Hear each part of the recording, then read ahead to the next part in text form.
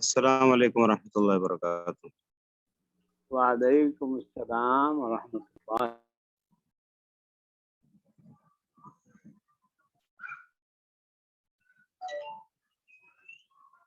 وعلیکم السلام ورحمۃ اللہ وبرکاتہ۔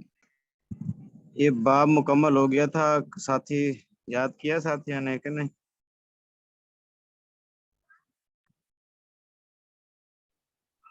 جی ہدایہ کا پیریڈ نہیں ہونا آج؟ نہیں، وہ نہیں ہوگا آج۔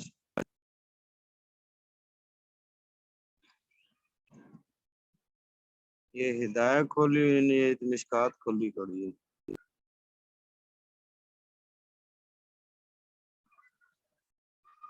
ساتھیوں کو یاد ہے تو سنا دیں سبق۔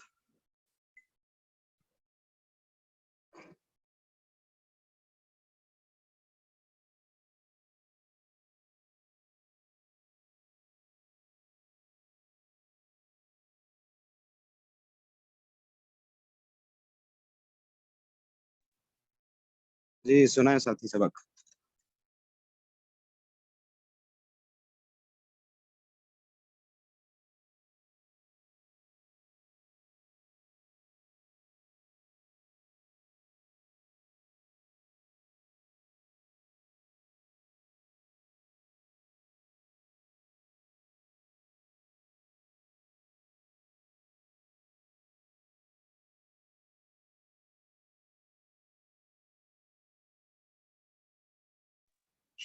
کسی کو نہیں آتا بھائی؟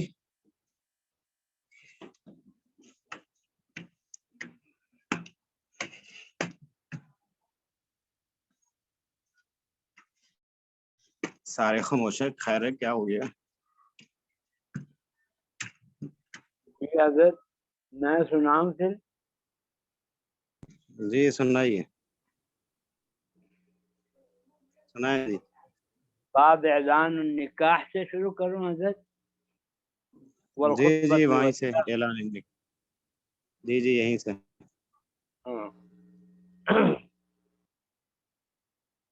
عن الربيع بنت معوذ بن عفراء قالت جاء النبي صلى الله عليه وسلم فدخل حين بني علي فجلس على فراشي كمجلسك مني فجعلت جويريات لنا يضربن بالدف ويندبن من قتل من آبائي يوم بدر إذ قالت إحداهن وفينا نبي يعلم ما في غدر فقال دعي هذه وقولي بالذي كنت تقولين۔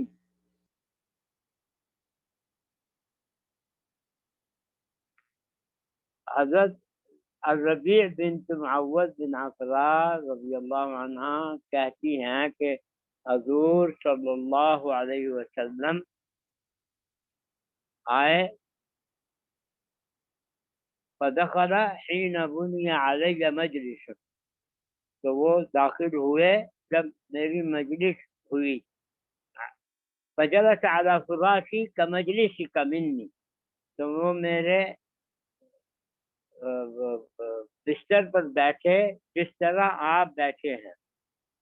فجعلت جویریات، تو پھر لڑکیوں سے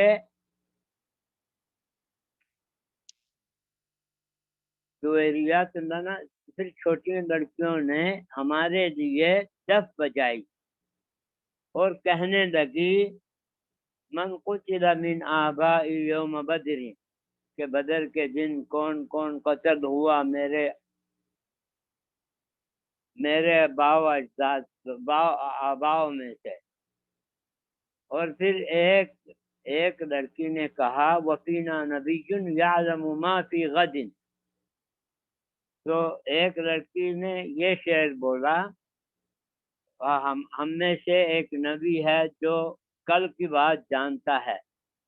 فقال، پھر حضور صلی اللہ علیہ وسلم نے کہا دعی هذه وقولی بالذی کنت تقولین، یہ چھوڑ دو، وہ جو پہلے تم کہہ رہے تھی وہی کہو۔ رواہ البخاری۔ وعن عائشة قالت دفت امرأة إلى رجل من الأنصار فقال نبي الله صلى الله عليه وسلم ما كان معكم لهو فإن الأنصار يعجبهم اللهو. حضرت عائشہ رضی اللہ عنہ سے، اما عائشہ رضی اللہ عنہ سے کہا کہ ایک ایک عورت کا شادی ہوئی انصار آدمی سے، تو حضور صلی اللہ علیہ وسلم نے کہا کہ تمہارے پاس کوئی لہو نہیں ہے، ما کان معکم لہو، کہ آپ کے پاس کوئی لہو کا سامان نہیں ہے.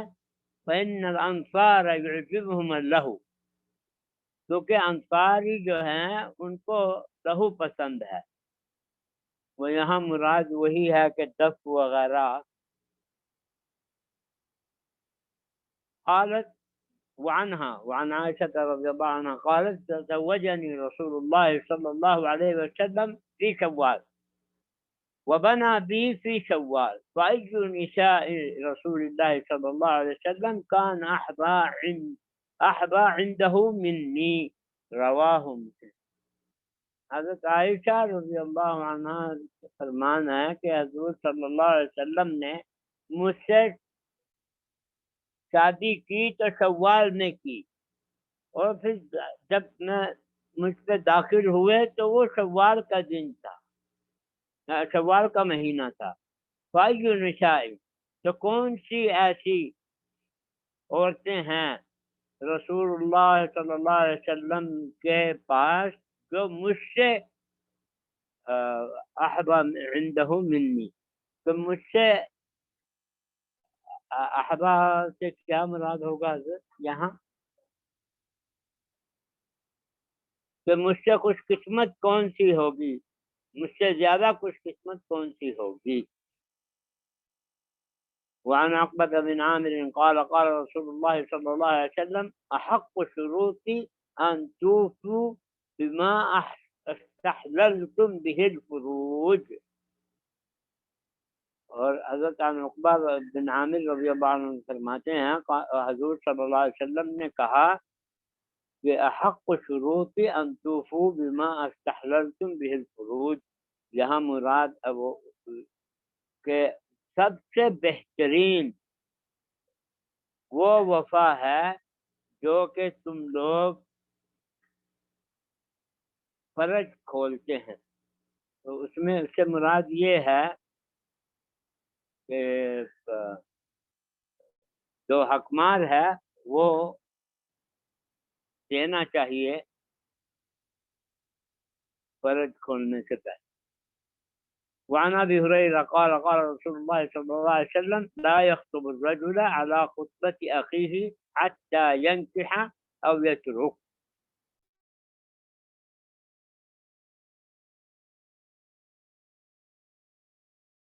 رضی اللہ عنہ تعالی فرماتے ہیں کہ حضور صلی اللہ علیہ وسلم نے فرمایا لا يخطب الرجل على خطبة اخی، جب کوئی آدمی کسی کے پیغام بھیجتا ہے شادی کا تو اس پہ دوسرے کو نہیں بھیجنا چاہیے جب تک وہ چھوڑ نہ دے یا اس پہ رد نہ ہو، یا اس کی نکاح ہو جائے یا پھر چھوڑ نہ دے.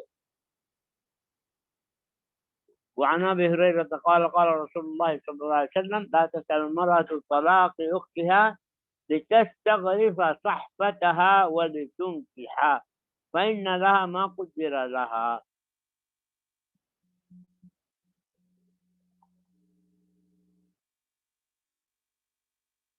فإن لها ما قدر لها.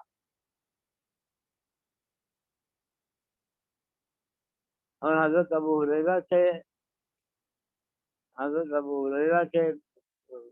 یہ حدیث منقول ہے کہ کہا کہ رسول اللہ صلی اللہ علیہ وسلم نے کہا کہ کوئی عورت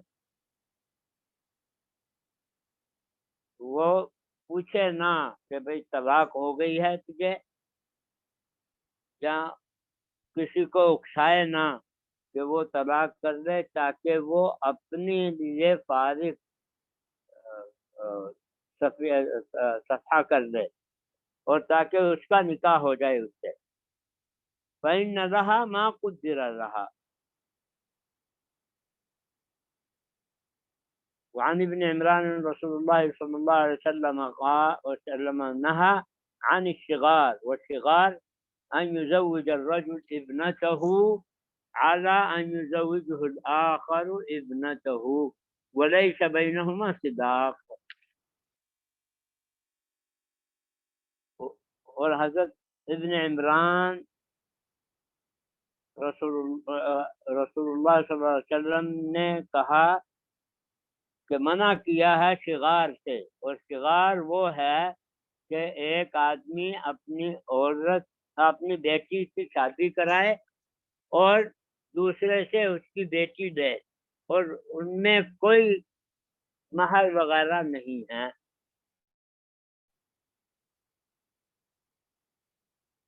قال وفي رواية مسلم قال لا شغار في الإسلام.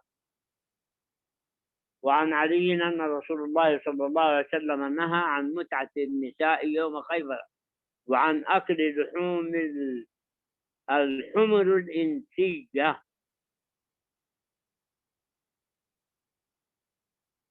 اور حضرت علی رضی اللہ عنہ سے فرمان ہے کہ رسول اللہ صلی اللہ علیہ وسلم نے فرمایا کہ حضور صلی اللہ علیہ وسلم نے متعہ کو منع کیا خیبر کے دن، اور جو گدھے پالتو گدھے ہیں ان کا کھانا، گوشت کھانا. وعن سلمہ بن الاکوع قال رخص رسول الله صلى الله عليه وسلم عام أوطاس في المتعة ثلاثا ثم نهى عنها. اور عن سلمہ بن الاکوع رضی اللہ عنہ فرماتے ہیں کہ حضور صلی اللہ علیہ وسلم نے رخصت دی عام اوطاس. یہ عام اوطاس ہے ثلاثة، هو موضع بالطائف يصرف ولا يصرف وقيل اسم. یہ طائف کا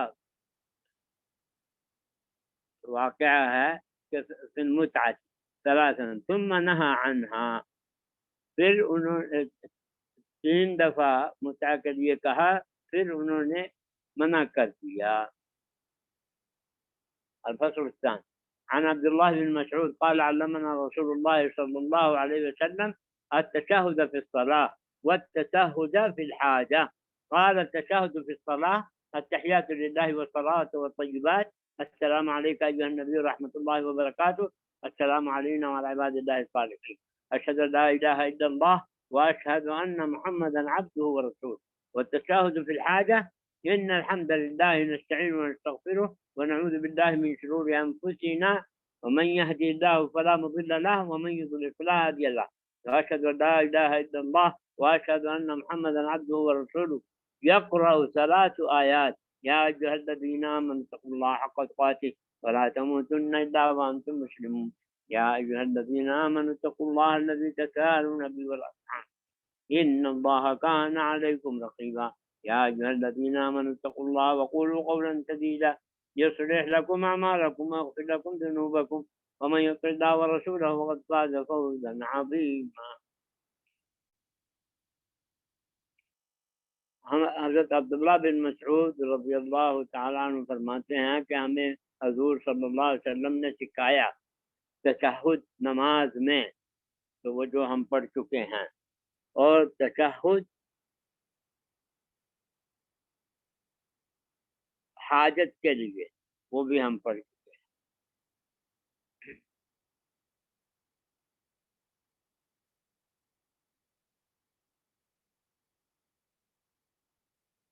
اور ترمذی میں وزاد ابن ماجہ بعد قوله ان الحمد لله نحمده وبعد قوله من شرور انفسنا ومن سيئات اعمالنا ثم يتقدم بحاجته. تو ترمذی میں کچھ زیادہ ہے، اس طرح ہے کہ جب وہ حمد و ثنا پڑھ لے تو من شرور انفسنا ومن سیئات اعمالنا کہے، تو پھر اس کے بعد اپنی حاجت بولے، پھر اس کے بعد جو باقی جو ہے تو وہ باقی آیات جو ہے وہ اس میں پڑھے گا.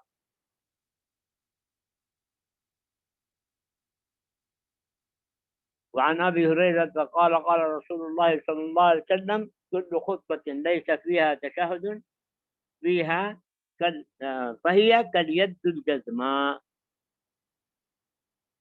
حضرت ابو ہریرہ رضی اللہ عنہ تعالیٰ سے حضرت ابو ہریرہ رضی اللہ عنہ کا فرمان ہے کہ رسول اللہ صلی اللہ علیہ وسلم نے کہا کہ جس خطبے میں تشہد نہیں ہوگا تو وہ اس طرح ہوگا جیسے ٹوٹا ہوا ہاتھ. وعنہ قال قال رسول اللہ صلی اللہ علیہ وسلم کل امرئ فی بال گواہی ہے نا، جس خطبے میں گواہی نہ ہو، نکاح میں گواہی نہ ہو. گواہ کون سے ہیں؟ گواہ نہیں ہے یہاں. یہ تشہد کی بات ہو رہی ہے، خطبے کی بات. ہاں خطبۃ الحاجہ من النکاح، صحیح ہے، نکاح کے خطبے کے ضرورت کے وقت.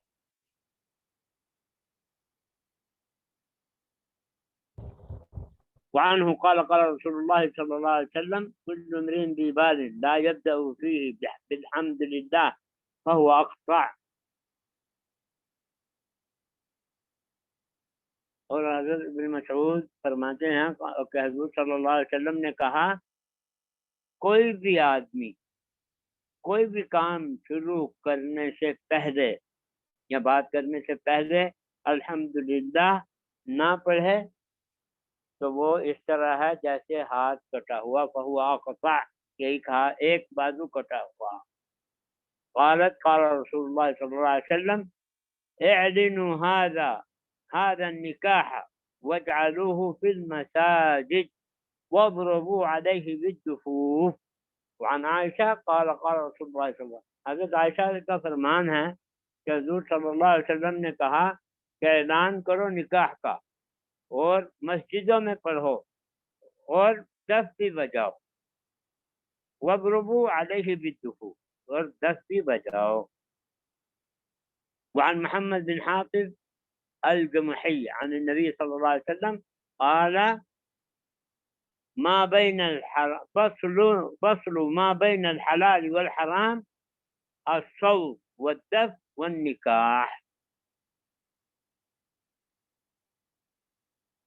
حضرت محمد بن حاتب الجمحی حضور صلی اللہ علیہ وسلم کا فرمان بتا رہے ہیں کہ حضور صلی اللہ علیہ وسلم نے بتایا کہ حلال اور حرام کے درمیان ہے کہ آواز ہو اور دف ہو نکاح میں.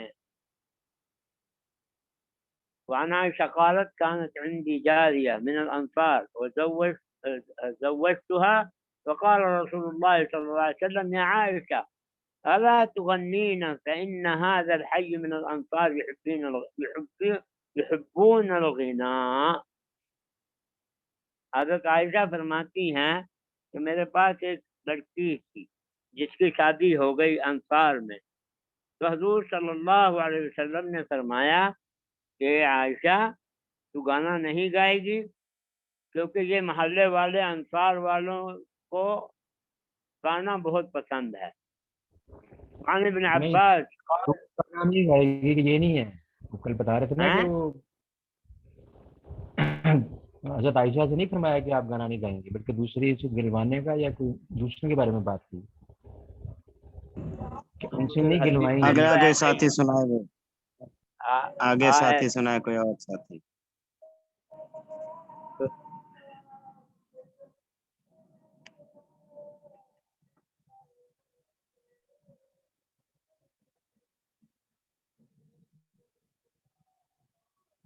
اگلا ساتھی سنائے بھائی. حضرت سب چپ ہیں، میں ہی پڑھتا ہوں آگے. وعن ابن عباس قال انكحت عائشة ذات قرابة لها من الأنصار فجاء رسول الله صلی اللہ علیہ وسلم.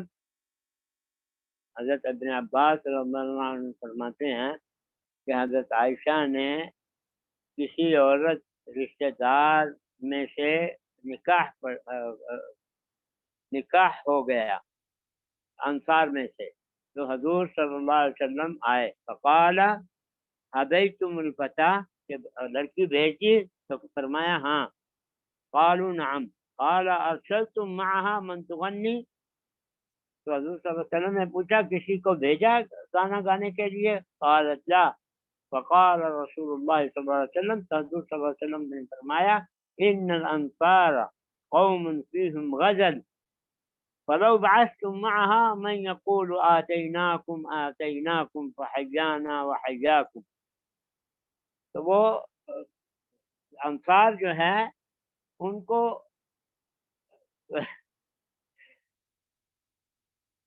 پیار بہت پسند ہے، تو اگر آپ اس بھیج دیتی کسی کو تو وہ کہتے کہ ہم آئے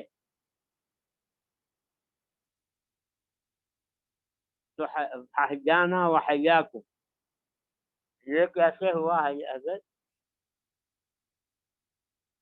یہ الفاظ کیسے ہیں وحجانا و حیاکم؟ کیا اس کا مطلب بنے گا؟ اللہ تم کو زندہ رکھے۔ ہاں، اللہ تم کو زندہ رکھے اور ہمیں بھی زندہ رکھے، ٹھیک ہے۔ وعن سمرة أن رسول الله صلى الله عليه وسلم قال أيما امرأة زوجها وليان فهي للأول منهما، ومن باع بيعا من رجلين فهو للأول منهما۔ حضرت سمرہ رضی اللہ عنہ فرماتے ہیں کہ رسول اللہ صلی اللہ علیہ وسلم نے فرمایا کہ جو دو ولی ایک عورت کا نکاح پڑھائیں گے، جس نے پہلے پڑھایا وہی ہوگا، اور جس آدمی نے کوئی چیز بیچی ہے دو آدمیوں کے درمیان، جو پہلا ہے وہی حقدار ہے۔ الفصل الثالث عن ابن مسعود قال كنا نغزو مع رسول الله صلى الله عليه وسلم ليس معنا نساء فقلنا ألا نختصي فنهانا عن ذلك ثم رخص لنا أن نستمتع، فكان أحدنا ينكح المرأة بالثوب إلى أجل، ثم قرأ عبد الله يا أيها الذين آمنوا لا تعبدوا طيبات ما أحل الله لكم۔ حضرت ابن مسعود رضی اللہ عنہ تعالیٰ فرماتے ہیں کہ جب ہم غزوہ کے لیے جاتے تھے حضور صلی اللہ علیہ وسلم کے ساتھ، تو ہمارے ساتھ عورتیں نہیں ہوتی، تو فرماتے تھے کہ کیا ہم کھسی ہو جائیں، تو فنہانا عن ذلک، تو حضور صلی اللہ علیہ وسلم نے منع کیا، تو پھر رخصت تھی لنا ان نستمتع، فکان متعہ کی رخصت دی، فکان احدنا ينكح المرأة بالثوب، تو ہم میں سے کئی مرتبہ اس طرح ہوتا تھا کہ نکاح کرتے تھے تو صرف کپڑے کے ساتھ، الى اجل، ثم قرأ، تو پھر پڑھا انہوں نے، ثم قرأ عبد الله بن مسعود یا ایھا الذین آمنوا لا تحرموا طیبات ما حل اللہ لکم، اے مسلمانوں یہ حرام نہ کرو جو حلال کیا ہوا ہے، اچھا جو حلال کیا ہوا ہے آپ لوگوں کے لیے۔ وعن ابن عباس قال انما كانت المتعة في اول الاسلام، كان الرجل يقسم البلدة ليس له بها معرفة فيتزوج المرأة بقدر ما يرى أنه يقيم، فتحفظ له متاعه وتصلح له شيئا حتى إذا نزلت الآية إلا على أزواجهم أو ما ملكت أيمانهم۔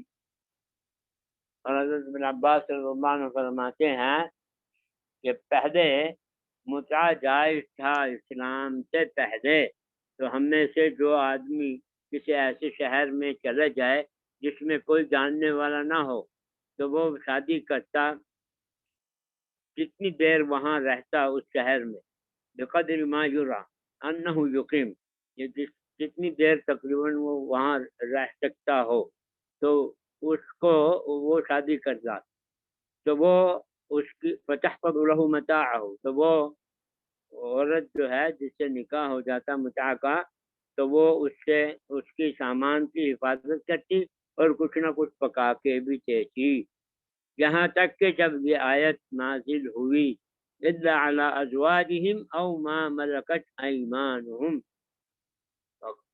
قال ابن عباس فکل فرج سواہما فہو حرام۔ تو حضرت ابن عباس فرماتے ہیں اس آیت کے نزول ہونے کے بعد ہر فرج جو ہے نا گناہ ہے، ان کے علاوہ بیویوں سے یا پھر باندیوں سے، اس کے علاوہ جو بھی کچھ ہوگا حرام ہوگا۔ وعن عمرو بن سعد قال دخلت على قرة بن كعب وابي مسعود الأنصاري في عرس وإذا جواري يغنين فقلت أي صاحبي رسول الله صلى الله عليه وسلم أهل بدر يفعل هذا عندكم؟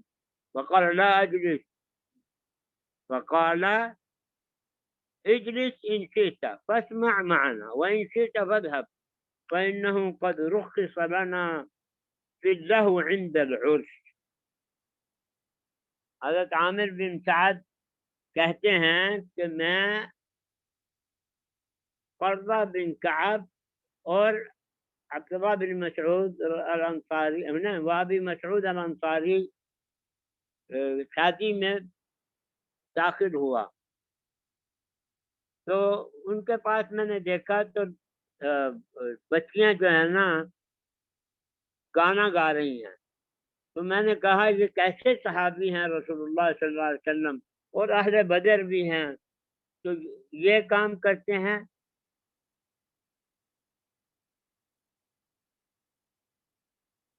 فقال، تو انہوں نے فرمایا کہ بیٹھنا ہے تو بیٹھ جاؤ اور ہمارے ساتھ سنو، اور نہیں تو پھر چلے جاؤ، اور ہمارے لیے رخصت ہے یہ لہو کرنے کا شادیوں میں۔ جی حضرت یہ تو ختم ہو گیا، تو اگلا باب شروع کرنا ہے تو کر دیں۔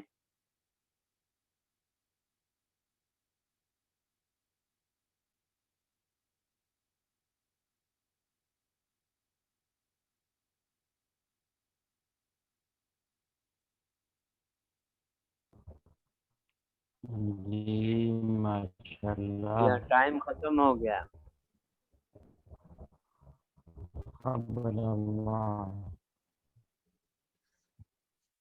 حضرت چلا گیا نہیں کہ ہے گیا نہیں؟ ٹائم بھی ختم ہو گیا، نہیں نہیں حضرت کہنے کہ چلا گیا نہیں۔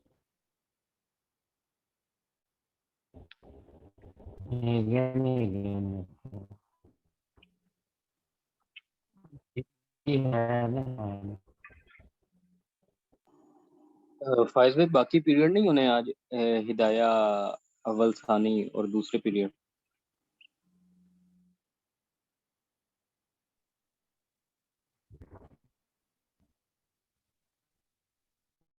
فائز بھائی کا خود نیٹ جو ہے نا خراب، آواز کٹ کٹ کے آ رہی ہے۔ فائز بھائی آپ کی آواز کٹ کے آ رہی ہے۔ حضرت ہلو جی ان آواز سے گر گیا، اگے کٹ کے آ رہی۔ اچھا جی، اچھا لائٹ گئی ہے نا تو سگنل اوپر فلور تو آ رہے تھے، کٹ کے آ رہے، کوئی سمجھ نہیں آ رہی۔ حل کرنے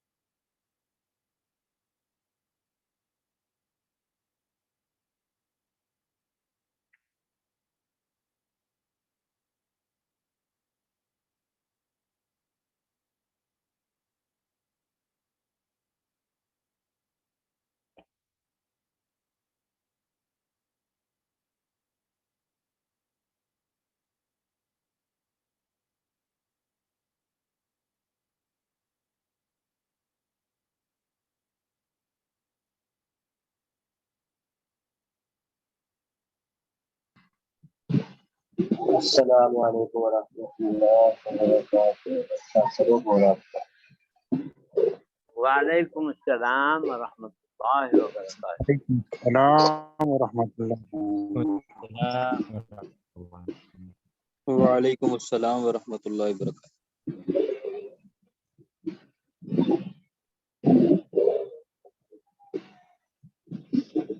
سبق ہو گیا مشکات المصابیح کا؟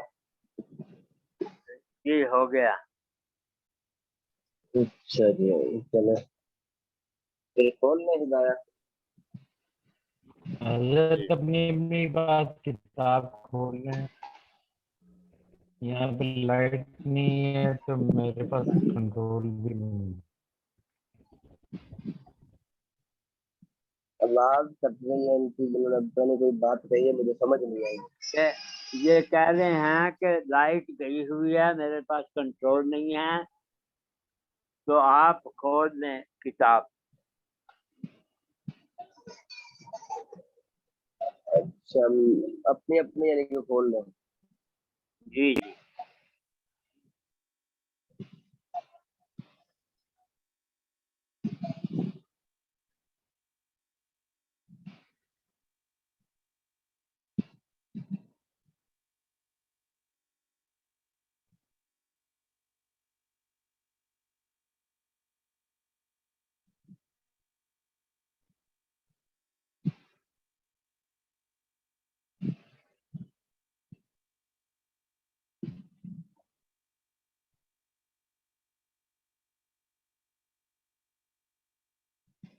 بسم اللہ الرحمن الرحیم. ومن تزوج امرأتين في عقدة واحدة إحداهما لا يحل نكاحها صح نكاح التي حل نكاحها وبطل نكاح الأخرى. یہاں سے یہ مسئلہ بیان فرمایا کہ ایک آدمی نے ایک ہی مجلس میں ایک ہی وقت میں ایک ہی ایجاب و قبول ایک ہی ایجاب کے ذریعے دو عورتوں سے نکاح کیا. ایک ہی مجلس میں ایک ہی عقد میں انہی دو گواہوں کی موجودگی میں دو عورتوں سے اکٹھا نکاح کیا. لیکن صورتحال یہ تھی, اچھا اگر تو وہ نکاح ان دونوں کے ساتھ کرنا صحیح تھا تو دونوں کا نکاح ٹھیک ہو گیا.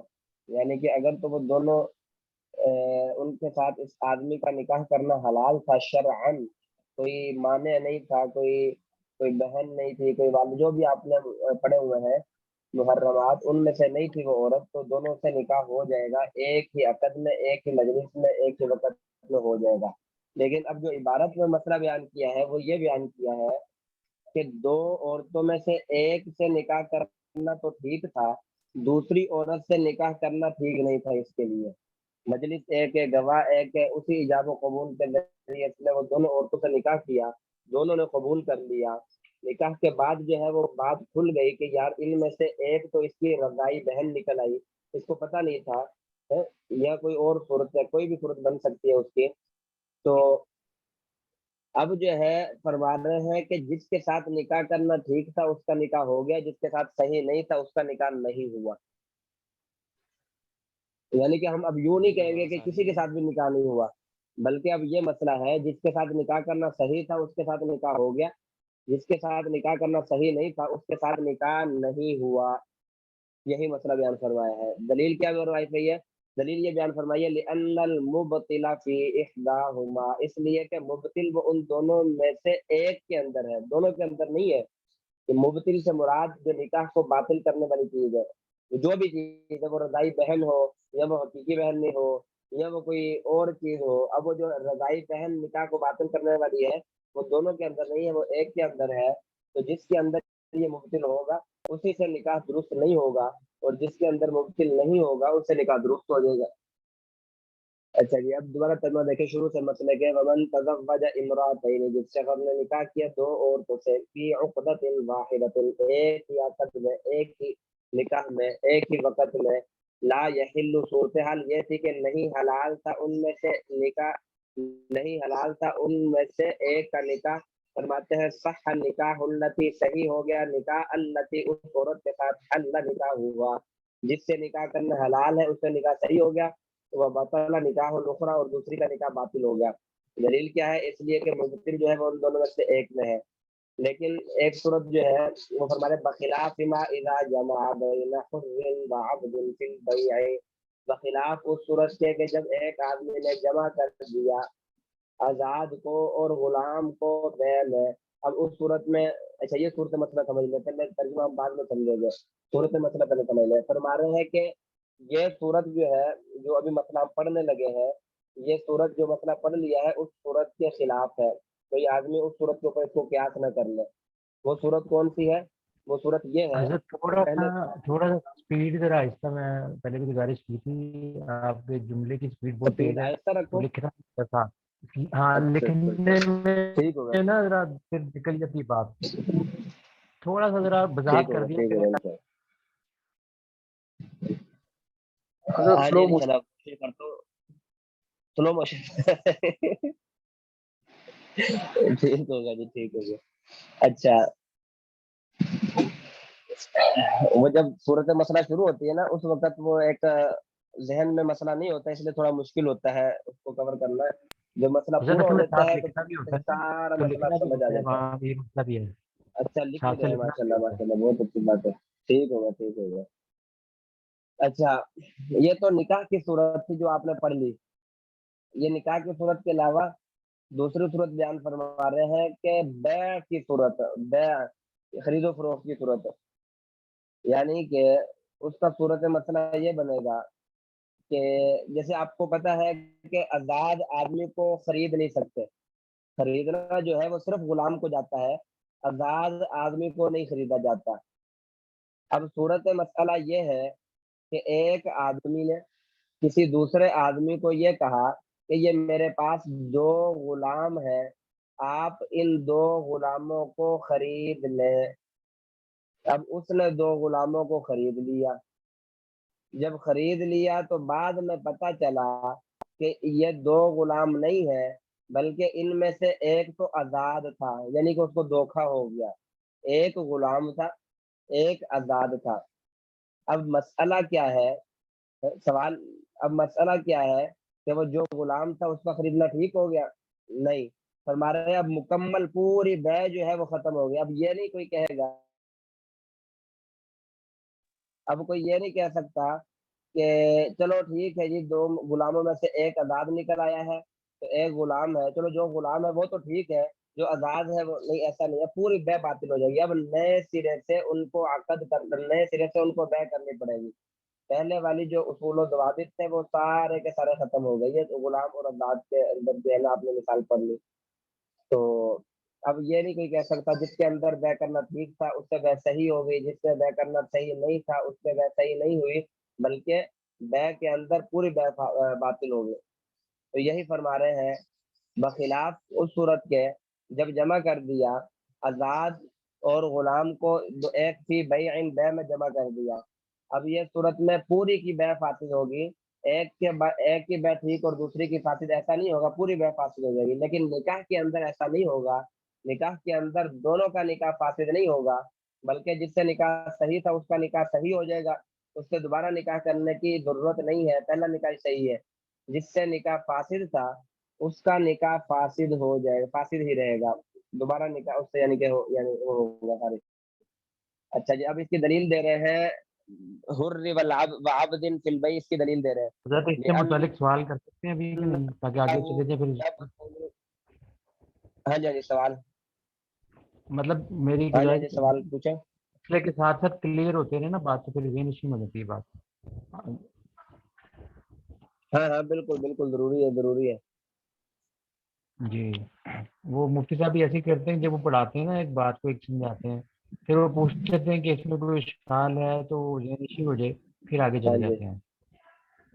اس میں یہ ہے کہ آپ نے کہا کہ ہاں ایک وقت بالکل میں بالکل، دو عورتوں سے نکاح دونوں سے حلال تھا رشتے کے نسبت، لیکن ایک ایک ایجاد بھی آپ نے کہا کہ ایک ایجاد ہے، ایجاد سے کیا مراد ہے ایجاد سے؟ آپ کی آواز جو ہے وہ کٹ رہی ہے. حضرت یہ پوچھ رہے ہیں کہ ایک کا نکاح کیسے باطل ہوا اور دوسری کا کیسے صحیح ہوا، یہ ان کی سمجھ میں نہیں آیا. اچھا دیکھو جی، اس کا جو ہے دو عورتیں تھی. شروع میں نکاح جب ہونے لگا تھا، مجلس میں بیٹھے ہوئے تھے، اس کو نہیں پتا تھا کہ یہ میری بہن ہے. ایک عورت کے بارے میں جیسے رضائی بہن ہوتی ہے وہ بعد میں بسا اوقات پتہ چلتا ہے، موقع کے اوپر نہیں پتا ہوتا رضائی بہن کا. دودھ پلایا اور پھر بعد میں وہ، آج کل تو یہ سسٹم کم ہے، پہلے زمانے میں تو یہ بہت زیادہ سسٹم چلتا ہوتا تھا کہ اگر ماں کو دودھ نہیں آیا تو کسی اور دودھ پلانے والی عورت سے دودھ پلا لیا. اب اس کی رضائی بہن ہو گئی. اب وہ جانتے نہیں ہے، ایک دوسرے کو پتہ نہیں ہے، بعد میں بڑے ہو گئے پتہ چلا کہ یہ تو میری بہن ہے. تو ایسی کوئی صورت بنی تھی، دو عورتیں تھی، اس کو معلوم نہیں تھا کہ ان میں سے ایک میری بہن ہے. اس نے دونوں عورتوں سے نکاح کر لیا، ایک ہی وقت میں کیا اور ایک ہی عقد میں کیا، ایک ہی وقت میں کیا. یعنی کہ اگر تو علیحدہ علیحدہ عقد میں کیا پھر تو کوئی اعتراض ہی نہیں ہے. ایک سے آج کیا، ایک سے کل کیا، پھر تو کوئی اعتراض نہیں ہے. پھر تو آج جس سے کیا اس سے تو ٹھیک ہوگا، جس سے کل کیا اس سے ٹھیک نہیں ہوا. لیکن یہ مسئلہ ہے ایک ہی عقد میں کیا، ایک ہی وقت میں کیا، ایک ہی ایجاب کے ذریعے میں تم دونوں عورتوں سے نکاح کرنا چاہتا ہوں، کیا تم دونوں کو قبول ہے؟ اب وہ دونوں عورتیں کہتی ہیں جی ہمیں قبول ہے، دوسری بھی کہتی ہے مجھے قبول ہے، دونوں عورتیں کہتی ہیں قبول ہے. اچھا جی، اب نکاح تو ہو گیا، لیکن اگلے دن پتہ چلا کہ ان میں سے ایک تو اس کی بہن تھی. اب کیا دونوں کا نکاح ختم ہو گیا، دونوں کا نکاح فارغ ہو گیا؟ فرما رہا ہے نہیں، دونوں کا نکاح فارغ نہیں ہوا، بلکہ وہ جو بہن ہے اسی کا نکاح ختم ہوا ہے، اسی کا نکاح فارغ ہوا ہے. اور جو بہن نہیں ہے اس کا نکاح بالکل درست ہے، اس کا نکاح کے اندر کوئی بھی کمی بیشی نہیں ہے، وہ نکاح بالکل درست ہے. اب اس سے دوبارہ نکاح کرنے کی ضرورت نہیں ہے. یہ مسئلہ ہے. جی حضرت جزاک اللہ خیر، بہت اچھی طرح سمجھ آ گئی، اللہ کو جزائے خیر دے. اچھا اس کی دلیل اب سمجھ لیں، دلیل کیا ہے. دلیل آپ نے کل پڑھ لی تھی کہ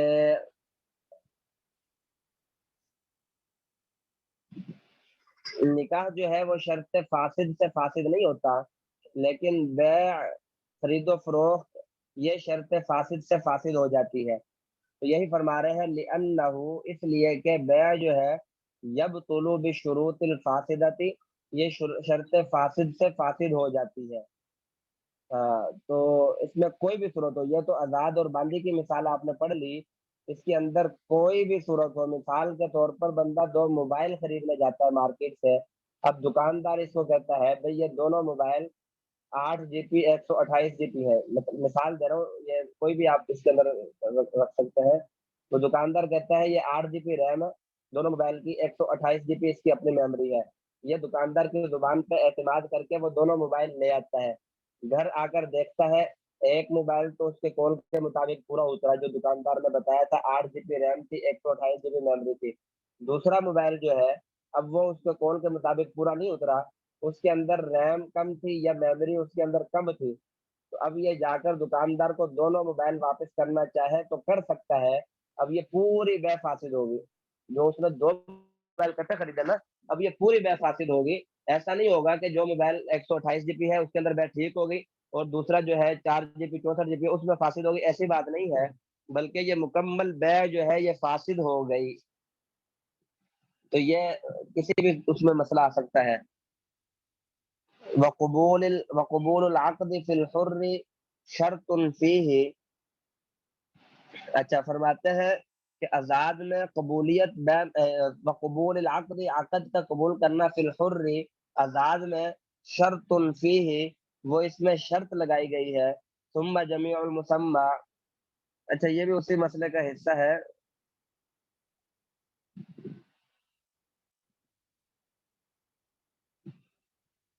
وہی مسئلہ جو آپ نے پڑھ لیا ہے یہ اسی کا وہ حصہ ہے، تشریح کی آپ نے پڑھ لی ہے. جس نے قبول کر لیا اس کا نکاح ہو جائے گا، جس نے قبول نہیں کیا اس کا نکاح نہیں ہوگا. تو بہرحال لیکن اب اگلا مسئلہ جو ہے اس کے اندر اختلاف ہے. یہاں تک تو کوئی اختلاف نہیں تھا اس مسئلے کے اندر, یہاں تک تو کوئی اختلاف نہیں تھا. اب جو اگلا مسئلہ ہے اس کے اندر اختلاف ہے. اب مہر کس کو ملے گا, مہر کا مسئلہ آ گیا. ایک سے نکاح ٹھیک ہو گیا, ایک سے نکاح جو ہے وہ غلط ہو گیا. تو اب جو ہے آیا کہ مرد نے جو مہر طے کیا تھا شروع میں کہ 1,00,000 روپے حق مہر تم دونوں کو دے رہا ہوں. اب ظاہری بات ہے جب دونوں کو 1,000 دے رہا ہے, 1,00,000 دے رہا ہے, تو اب فی بندی کے حصے میں 50,000 ہی آ رہا ہے نا. تو اب اس کے اندر اختلاف ہے. اس کے اندر اختلاف کیا ہے, بعض فرماتے ہیں امام ابو حنیفہ رحمۃ اللہ علیہ کے نزدیک جو ہے کہ وہ حق مہر جو ہے وہ پورا کا پورا جو ہے وہ 1,00,000 ہی اس کو ملے گا, دوسری عورت کو ملے گا 1,00,000. حالانکہ اس نے 1,00,000 دونوں عورتوں کا طے کیا تھا, لیکن امام ابو حنیفہ رحمۃ اللہ علیہ فرماتے ہیں نہیں, یہ 1,00,000 حق مہر اب پورا کا پورا وہ دوسری عورت کو ملے گا. لیکن وعندہما صاحبین فرماتے ہیں یقسم علی مہر مثلیہا, تقسیم کیا جائے گا ان کے مہر مثلی کی طرف. اور وہی مسئلۃ الاصل, اور یہ مبسوط کا مسئلہ ہے. اصل جو ہے, اصل کتاب کا نام ہے, یہ امام محمد رحمۃ اللہ علیہ کی کتاب ہے جس کو مبسوط کہتے ہیں. اس مبسوط کو اصل بھی کہتے ہیں. اور فرماتے ہیں کہ یہ مسئلہ جو ہے امام محمد رحمۃ اللہ علیہ کی کتاب اصل میں مذکور ہے, مبسوط میں مذکور ہے. یعنی کہ وہ مہر تقسیم کیا جائے گا, 1,00,000 مہر 2 عورتوں کا تھا, تو اب ظاہری بات ہے کہ 50,000 تقسیم کیا جائے گا. اب مرد جو ہے وہ اس جس کے ساتھ نکاح ٹھیک ہے اس کو 50,000 روپیہ ہی مہر دے گا, لیکن ہم کہتے ہیں نہیں 1,00,000 روپیہ مہر دے گا. دلیل کیا ہے, وہ دلیل جو ہے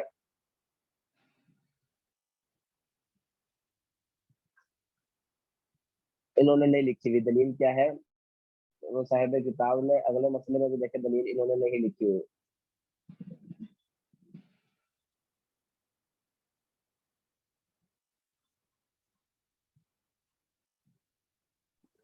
اچھا حضرت آپ فرما رہے ہیں کہ جس میں ایک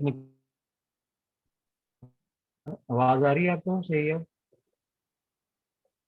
ہاں جی, ہاں جی, آ تو رہی ہے لیکن کوئی کٹ کٹ کے آ رہی ہے. ہاں جی, بھی کٹ رہی ہے, آپ صحیح کرنا. اچھا میں آپ یہ کہہ رہے ہیں کہ مثال مطلب ایک نکاح فاسد ہو گیا تو آدمی نے کہا کہ کل نکاح کا مہر جو ہے وہ 1,00,000 طے کیا, دوسری کو ملے گا. اور ہاں اس جی, میں سے امام اب ایک فاسد اور ابو حنیفہ کے نزدیک. ہاں جی, جی جی صحیح ہے. ٹھیک ہو امام گیا, ابو ٹھیک ہو حنیفہ گیا کے بات. نزدیک یہی مسئلہ ہے, لیکن صاحبان فرماتے ہیں نہیں تقسیم کیا جائے گا. امام ابو حنیفہ کی دلیل جو ہے وہ فرماتے ہیں کہ کتاب والوں نے تو نہیں لکھی ہوئی, لیکن امام ابو حنیفہ کی دلیل جو ہے وہ فرماتے ہیں کہ اگر کسی نے جان بوجھ کر ایسا کیا, مثال کے طور پر اس کو پتا تھا کہ دوسری اس کی بہن ہے تو پھر اس نے ایسا کیا, جان بوجھ کر کیا, اب اس صورت میں پکی بات ہے کہ وہ سارا کا سارا مہر جو ہے وہ دوسری عورت کو ملے گا. تو لہٰذا یہ جو صورت مسئلہ ہے اس میں بھی سارا کا سارا مہر دوسری کو ہی ملے گا. یہاں مرد نے جو ہے جان بوجھ کر اگر ایسا کیا تو سارا مہر دوسری کو ملے گا, مگر یہ امام ابو حنیفہ رحمۃ اللہ علیہ کی دلیل ہے. اچھا جی, چلے آگے. جی جی جی, اور لائٹ دوسروں کا ہے کہ بھی جتنا طے تھا لائٹ کی آدھا آدھا وجہ ہو سے جائے گا. ہاں جی, ہاں جی, آدھا آدھا ہو جائے گا, تقسیم کیا جائے گا.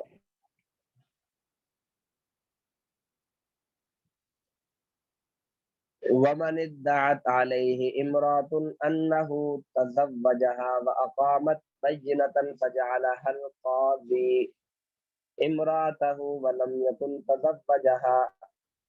اچھا, یہاں سے مسئلہ جو ہے ایک بیان کیا گیا ہے کہ عورت نے جھوٹا دعویٰ کر دیا کہ اس مرد نے مجھ سے نکاح کیا ہوا ہے, حالانکہ مرد نے اس سے نکاح نہیں کیا تھا. عورت نے قاضی کی عدالت میں جا کر دعویٰ کر دیا کہ فلاں آدمی نے مجھ سے نکاح کیا ہوا ہے. اب قاضی نے اس آدمی کو بلایا. اب قاضی بھی انسان ہے, غائب کا علم تو نہیں جانتا, اس کو تو نہیں پتا اس نے اس کے ساتھ نکاح کیا ہوا کہ نہیں کیا ہوا. قاضی نے ظاہر کو دیکھ کر فیصلہ کرنا ہے. اب عورت نے ظاہری طور پر گواہ بھی پیش کر دیا، کیونکہ دعویٰ عورت نے کیا نا، اب جس نے دعویٰ کیا ہو اس پر گواہ بھی ہے، لازم ہے۔ اب عورت نے گواہ پیش کر دیے، جھوٹے گواہ، مرد نے، حقیقت مسئلہ ہے مرد نے نکاح نہیں کیا تھا، لیکن عورت نے جھوٹے گواہ، آج کل مارکیٹ میں جو ہے بہت آسانی سے جھوٹے گواہ مل جاتے ہیں، تو اس لیے عورت نے جھوٹے گواہ پیش کر دیے۔ اب قاضی نے جو ہے وہ گواہوں کی موجودگی میں فیصلہ کر دیا، اس مرد کو اس کا یعنی کہ شوہر بنا دیا، تو حالانکہ اس کا تو نکاح ہوا ہی نہیں تھا۔ اب مرد کے لیے کیا حکم ہے کہ مرد جو ہے وہ اس کا شوہر بن گیا ہے یا نہیں بنا؟ اب مرد ظاہری بات ہے جب قاضی نے فیصلہ کر دیا، اب وہ قاضی کی عدالت کے خلاف جائے گا تو جیل میں جائے گا۔ اب اس کے لیے حکم کیا ہے کہ وہ اس بیوی کے ساتھ جماع کر سکتا ہے یا نہیں کر سکتا، اس کے ساتھ وہ سارے تعلقات قائم کر سکتا ہے یا نہیں کر سکتا، اس مسئلے کے اندر اختلاف ہے۔ ہمارے نزدیک جو ہے وہ بالکل اس کا جو ہے نکاح تو اگرچہ نہیں تھا، لیکن جب قاضی نے فیصلہ کر دیا مرد بیچارے کا کوئی قصور نہیں ہے، اب جو ہے مرد اس کے ساتھ جماع کر سکتا ہے، لیکن امام شافعی رحمۃ اللہ نے فرماتے ہیں کہ نہیں کر سکتا۔ یعنی کہ اس کو سمجھنے سے پہلے آپ یہ سمجھیں کہ نکاح جو ہوتا ہے اس کے دو صورتیں ہوتی ہیں، ایک ہوتا ہے ظاہری طور پر، ایک ہوتا ہے باطنی طور پر۔ ظاہری طور پر جو ہے نکاح کا نافذ ہونا، ایک ہے باطنی طور پر نکاح کا نافذ ہونا۔ ظاہری طور پر نکاح کا نافذ ہونا اس سے مراد کیا ہے؟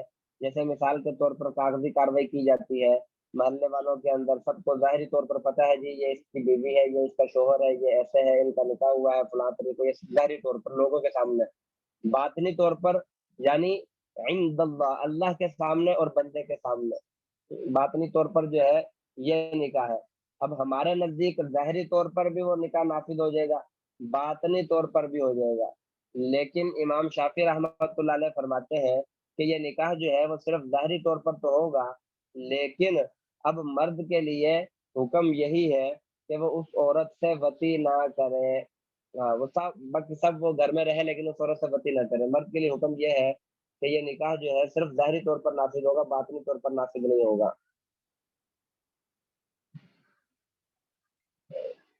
اچھا جی، یہ دلیل یہ ہے وَمَنِ ادَّعَتْ عَلَيْهِ امرأۃ، جس عورت نے دعویٰ کر دیا علیہ کسی مرد پر، امرأۃ کسی عورت نے کس چیز کا دعویٰ کیا؟ انہ تزوجہا، کہ بے شک اس نے اس عورت سے نکاح کر رکھا ہے، وَأَقَامَتْ بَيِّنَةً، اور اس نے اس کے اوپر جو ہے گواہ بھی پیش کر دیے، فَجَعَلَهَا الْقَاضِي امرأتہ، پھر بنا دیا اس عورت کو قاضی نے امراتہ اس کی بیوی، اس مرد کی بیوی بنا دیا، ولم یکن، حالانکہ نہیں تھی، تزوجہا، وہ اس نے نہیں نکاح کیا تھا اس عورت سے، وسعها المقام معه، اچھا فرماتے ہیں کہ تو بھی وسعها المقام، تو اس کے ساتھ رہنے کی وسع، گنجائش ہے اس مرد کے لیے، معه، اس کے ساتھ رہنے کی، وان تدعه یجامعها، ہے گنجائش ہے، اور اس بات کی بھی گنجائش ہے کہ وہ چھوڑ دے اس کو، اس کے ساتھ رہنے کی بھی گنجائش ہے، اس عورت کے ساتھ یعنی کہ رہنے کی بھی گنجائش ہے، اور اس عورت کو چھوڑنے کی بھی گنجائش ہے،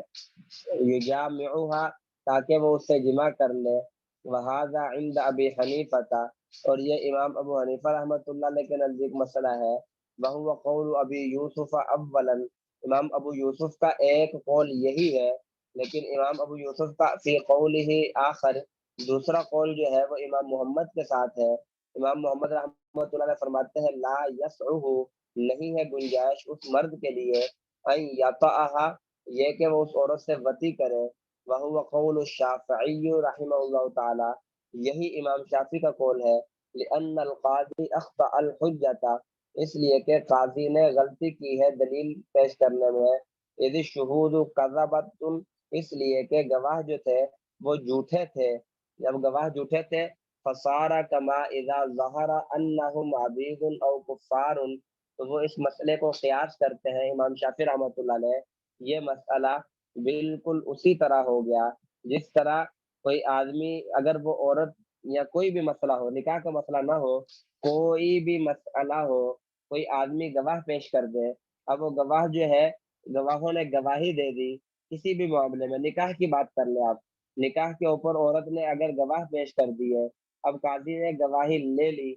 बाद में पता चला कि ये गवाह जो थे ये तो या तो गुलाम था या काफिर था, या वो गुलाम आजाद, यानी कि वो जो गवाह था वो गुलाम था या काफिर था।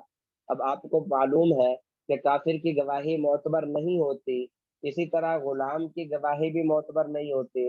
अब हम काजी ने गलती की है गवाही के अंदर, काजी ने जब गलती की, अब हम इस मसले के अंदर जो है वो उसको सिर्फ ज़ाहिरी तौर पर तो निफाज होगा, बातनी तौर पर उसका निफाज नहीं होगा। तो लिहाजा सूरत मसला के अंदर भी जब वो गुलाम अगरचे आजाद, वो जो गवाह जो थे वो अगरचे दोनों आजाद थे, लेकिन काजी ने तो गलती की है, काजी से गलती हुई है, तो इसलिए हम इस निकाह को ज़ाहिरी तौर पर तो नाफिज मानेंगे, बातनी तौर पर नाफिज नहीं मानेंगे। लेकिन हमारा जो है वो इमाम शाफी को जवाब है कि भाई दोनों मसलों के अंदर फर्क है। अगर गवाह गुलाम निकल आए या काफिर निकल आए उस मसले के अंदर, और ये जो सूरत मसला है दोनों गवाह आजाद है, इस मसले के अंदर फर्क है जमीन आसमान का। वो फर्क कैसे है? वो फर्क ये है, फरमाते हैं कि गुलाम जो गुलाम है ये काफिर है, इसके ऊपर आदमी के लिए इसका पता चलाना कोई मुश्किल काम नहीं है। भाई कोई काफिर है, इसके ऊपर पता लगाना कोई मुश्किल काम नहीं है। अगर वो गुलाम जो है, अगर वो गवाह जो है वो काफिर है, अब काजी थोड़ी सी भी तहकीक कर ले, उसके मोहल्ले के अंदर चला जाए या उसके मोहल्लेदारों से पूछ ले, तो पूरे मोहल्ले को उसका जो है बचपन का पता होगा ये काफिर है। ये तो एक खुली बात है, आम बात है। कुफर जो है वो छुपा हुआ नहीं होता। इसी तरह जो गुलामी है ये भी छुप नहीं सकती, तो ये भी काजी गलती यानी छुप नहीं सकती। गुलामी जो है छुप नहीं सकती, काजी थोड़ी सी भी तहकीक कर लेता तो काजी को पता चल जाता कि ये गुलाम है, तो इसलिए इसकी गुलाम की। लेकिन जो सूरत मसला है, ये दोनों गवाह मुसलमान हैं, यहाँ वो झूठ बोल रहे हैं, ये काजी की गलती नहीं है, ये गवाहों की, यानी कि गवाह झूठ बोल रहे हैं। अब काजी के पास तो ऐसी कोई मशीन नहीं है, ऐसा कोई औजार नहीं है जिसके जरिए वो काजी ये पता चला सके कि ये गुलाम झूठ बोल रहे हैं। इसलिए काजी ने तो कोई गलती नहीं की, काजी ने तो अपनी शरीयत को देखकर फैसला किया है। तो इसलिए जब काजी की कोई गलती नहीं है, तो अब इसलिए इस मियाँ और इस मर्द को जो है इस औरत के साथ रहने की गुंजाइश है। लेकिन अगर वो गवाह जो है वो गुलाम निकल आए या काफिर निकल आए, फिर जो काजी ने फैसला किया है वो तो जाहिर बात है काजी से गलती हुई है, काजी ने तहकीक नहीं की। काजी थोड़ी सी तहकीक कर लेता तो वो, तो इसलिए फरमाते हैं कि उस सूरत में हम काजी की गलती मानेंगे, तो उस सूरत में इनका निकाह जो है वो ज़ाहिरी तौर पर नाफिज होगा, बातिनी तौर पर नाफिज नहीं होगा। ये एक मसला जो है इस इबारत के अंदर जो बयान किया गया है, तो एक मसला हो गया। दूसरा हजरत ये मसला जो पहली है सूरत वो ये आप, हाँ जी समझ नहीं आई। हजरत पहली सूरत जो हमने पढ़ी है ना कि एक आदमी दावा करे औरत पे कैसे उसने निकाह किया हुआ है ना, फिर उस पे वो हाँ गवाह जी भी हाँ पेश जी कर, हाँ फिर जी गवाह भी पेश करे, काजी गवाह भी ले, हाँ तो जी फिर इमाम अबू हनीफा का क्या उस पे कौल है कि इसके साथ हाँ उसको जी वती जायज है? हाँ जी। इमाम अबू हनीफा कहते हैं मर्द के लिए इख्तियार है, चाहे तो वो उस औरत से अब उसके साथ रहना शुरू कर दे, काजी ने फैसला जो कर दिया है, अब वो चाहे तो उस औरत के साथ रहना शुरू कर दे, उस औरत से वती करने की इसको इजाजत है, उस मर्द के लिए वती करने की इजाजत है। जी, अगर ये दावा औरत करे तो फिर भी यही फितवा है लेकिन इमाम मर्द के शाफिर लिए। अहमद मैंने दावा औरत ने किया ना, अगर दावा मर्द करेगा फिर तो हमारे नजदीक भी जायज नहीं है, क्योंकि दावा मर्द ने किया, सबके नजदीक मर्द झूठा है। मर्द को खुद तो पता है ना मैं झूठा हूँ, मर्द दावा करेगा वो तो झूठ हो जाएगा। ये दावा उस सूरत में जब औरत ने दावा किया है। अब मर्द के पास कोई इख्तियार नहीं है क्योंकि औरत ने गवाह पेश कर दिए हैं, अब मर्द के पास कोई इख्तियार नहीं है क्योंकि औरत ने दावा किया, मर्द ने तो दावा नहीं किया।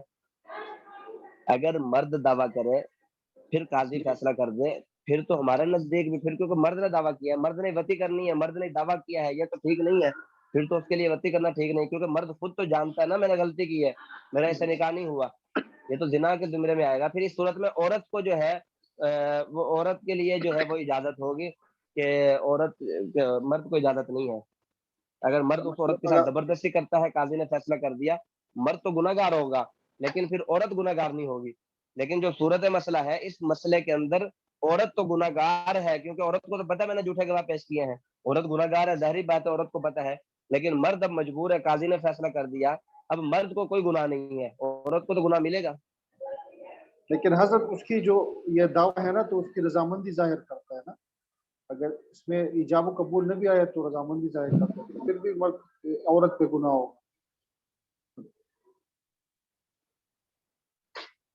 عورت کا قصور نہ ہو کیسے؟ نہیں حضرت قصور کی بات نہیں کر رہا ہوں، مطلب اگر عورت جھوٹا دعویٰ کر رہی ہے لیکن وہ تو مطلب ہاں ایک جی، قسم کی رضامند بھی ہے نا، اس کی رضا بھی اس میں شامل ہے نا، جی ایسے مرضی کس کی رضامندی ہے؟ مرضی عورت اس میں کی۔ شامل ہے نا، نہیں عورت کی مرضی تو شامل ہے نا، وہ چاہ رہی ہے کہ اس کے ساتھ اس کی شادی ہو یا نکاح ہو نا۔ ہاں جی، ہاں جی، شامل۔ اور گواہ بھی وہ ہاں خود بنا ہاں جی، رہی ہے بالکل۔ اپنے نکاح کے۔ گواہ بھی خود بنا اب رہی ہے اپنے نکاح مرد کا مرد نہیں نہ چاہتا، مرد تو نہیں چاہتا اس عورت سے شادی کرنا، اگر تو دونوں کی رضامندی ہوگی پھر قاضی کے پاس جانے کی کیا ضرورت ہے، پھر تو مولوی کے پاس چلے جائے، نکاح کروا لے۔ عورت کی تو رضامندی ہے لیکن مرد کی رضامندی تو نہیں ہے، مرد تو اس سے نکاح کرنا نہیں چاہتا۔ یہ تو بڑا خطرناک کام ہے۔ قاضی کے سامنے مرد کو جھکنا پڑتا ہے قاضی کے حکم کے ساتھ، یہ بات ہے۔ ہاں جی بالکل، یہ بات ہے، قاضی کے حکم کے سامنے مرد کو جھکنا پڑے گا۔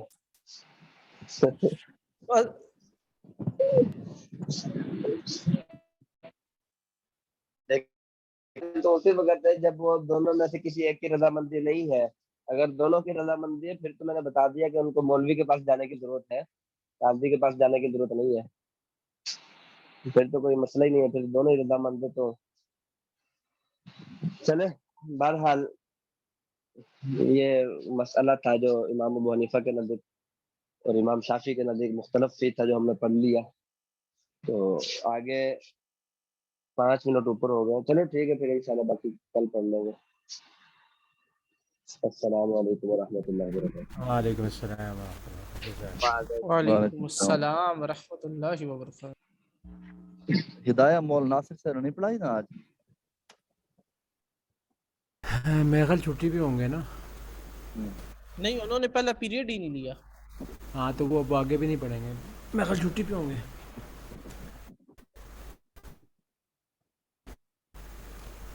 اب تو اس کا تھا یہ کوئی دہرا دے گا ذرا آج کا سبق تھوڑا سا، یہ 1-2 باتیں جو اس میں مختصر۔ ایسا بھائی آپ کریں گے ذرا؟ میں لیٹ آیا تھا، یہ سنا ہی نہیں صحیح، کوئی اور کر دے تو۔ اچھا ایک تو یہ ہے نا کہ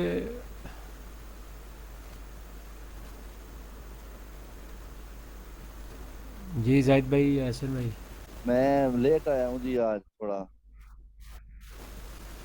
نہیں اس میں یہ والا سبق میں ہدایہ والے میں سبق سے لیٹ نہیں ہوں، پہلے والے جی سمجھ نہیں آئی۔ ہے آپ کی آواز صاف نہیں آ رہی۔ فائز بھائی آپ کے سامنے دہرانا ہی نہیں ہے، آپ کے سامنے دہرانا نہیں ہے۔ میری آواز یہ صحیح۔ میری آواز صاف نہیں ہے۔ فائز بھائی بسم اللہ الرحمن الرحیم ومن تزوج امرأتین فی عقدۃ یہ بات ہوئی، خود ہی دہرا لیں گے۔ یحل له یہ میری بات نکاح میری بات دل پہ نکاح لے لینا۔ التی حل نکاح میری آواز نہیں آ رہی۔ نہیں آ رہی حضرت، نہیں آ رہی آواز، یہ بھی صحیح ہے۔ چلو نہیں آ رہی ہے، استغفر اللہ، ہن آ رہی ہے، پہلے نہیں آ رہی تھی حضرت۔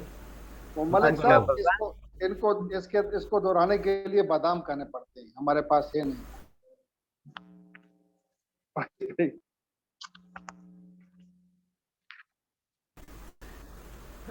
اصل میں مولانا کے اوپر پریشر ہے نا ابھی، وہ کہ کورس ختم کرنا ہے، تو وہ وضاحت نہیں ہو پاتی، وہ آگے کے جائی جاتے ہیں، تو میرا ہم ویسے میں اپنی اس لیے نا میں نے آپ کو आपकी बात को ट्रांसलेट की मैंने अर्ज किया कि स्लो मोशन में पढ़ें। हाँ जज़ाक अल्लाह खैर, जज़ाक अल्लाह, क्योंकि फ़ायदा हमें कितना भी कर लें पूरा तो नहीं कर सकते, लेकिन जो पढ़ रहे हैं वो तो समझ आए ना सही। हाँ पानी जरा नहीं, इससे ज्यादा स्पीड पे तो मुफ्ती अवैस साहब जा रहे हैं ना, वो तो बहुत ज्यादा स्पीड पे जा रहे हैं, जी 220 में जा रहे हैं। नहीं वो अंदाज़े बयान और वो मुफाहमत समझ हो गई है ना, अब तजर्बा हो गया, आपस में एक दूसरे का माइंड सेट क्या है वो समझ आ गई है। टाइम में एक टाइम लगता है ना, शुरू में तो हज़रत आप रिकॉर्डिंग निकालें तो एक एक वो पकड़ते पकड़ते बड़ा टाइम लग जाता था, आपको शायद याद नहीं है, अब तो माशाल्लाह तीसरा साल शुरू हो गया ना, तो वो टाइम लगता है। तो वो अभी से उस तरह से भी आहिस्ता आहिस्ता हम थोड़ा सा कॉम्प्रोमाइज़, थोड़ा सा उनकी स्पीड मिलेगी, अभी वो एक लेवल पे नहीं पहुँचे अभी। जब एक लेवल पे उस्ताद शागिर्द पहुँच जाएंगे फिर एक दूसरे की बात को समझ सकते हैं कैसे करना क्या करना। बिल्कुल अच्छा ये एक तो मसला था इसमें कि भी एक आदमी ने एक वक्त में दो औरतों से निकाह के लिए इजाज़त कर दी, और उसमें से किसी न किसी वजह से अगर एक औरत से निकाह फासिद है तो एक का जायज़ रहेगा, एक का फासिद हो जाएगा, बात ठीक है। यानी कि बरखिलाफ़ है बै की तरह, क्योंकि बै में बै व शरा में ये है कि अगर एक चीज़ ख़राब है तो वो पूरी की पूरी बै फासिद हो जाती है। हाँ वो अलग बात है कि उसमें हमने पढ़ा था कि ख़रीदने वाला जो है उसकी मर्ज़ी है वो किस तरह से उसके साथ ताउन कर ले, बाकी असूलन जो है वो बै फारग हो जाती है। तो लेकिन निकाह में ऐसा नहीं। पिछले साल हमने पढ़ा है ना जी, जी जी अब इमाम शाफी रहमुल्लाह के नज़दीक ये निकाह जो है ये एक बै है, ठीक है, इसलिए हाँ जी उन्होंने ना बिल्कुल वैसे ही नवाफिल को अफजल लिखा था, और इमाम हाँ हनीफ रहमुल्लाह के नज़दीक जो है ये निकाह अफजल है, क्योंकि ये बै नहीं है, बै से अफजल है, इसलिए नवाफिल से बेहतर है निकाह में लगना। तो उसी जी वजह हाँ से क्योंकि ये बै नहीं है, लिहाजा बै के खिलाफ इसमें दोनों नहीं टूटेंगे, निकाह एक खत्म हो जाएगा, एक बाकी रहेगा जायज़ जो है।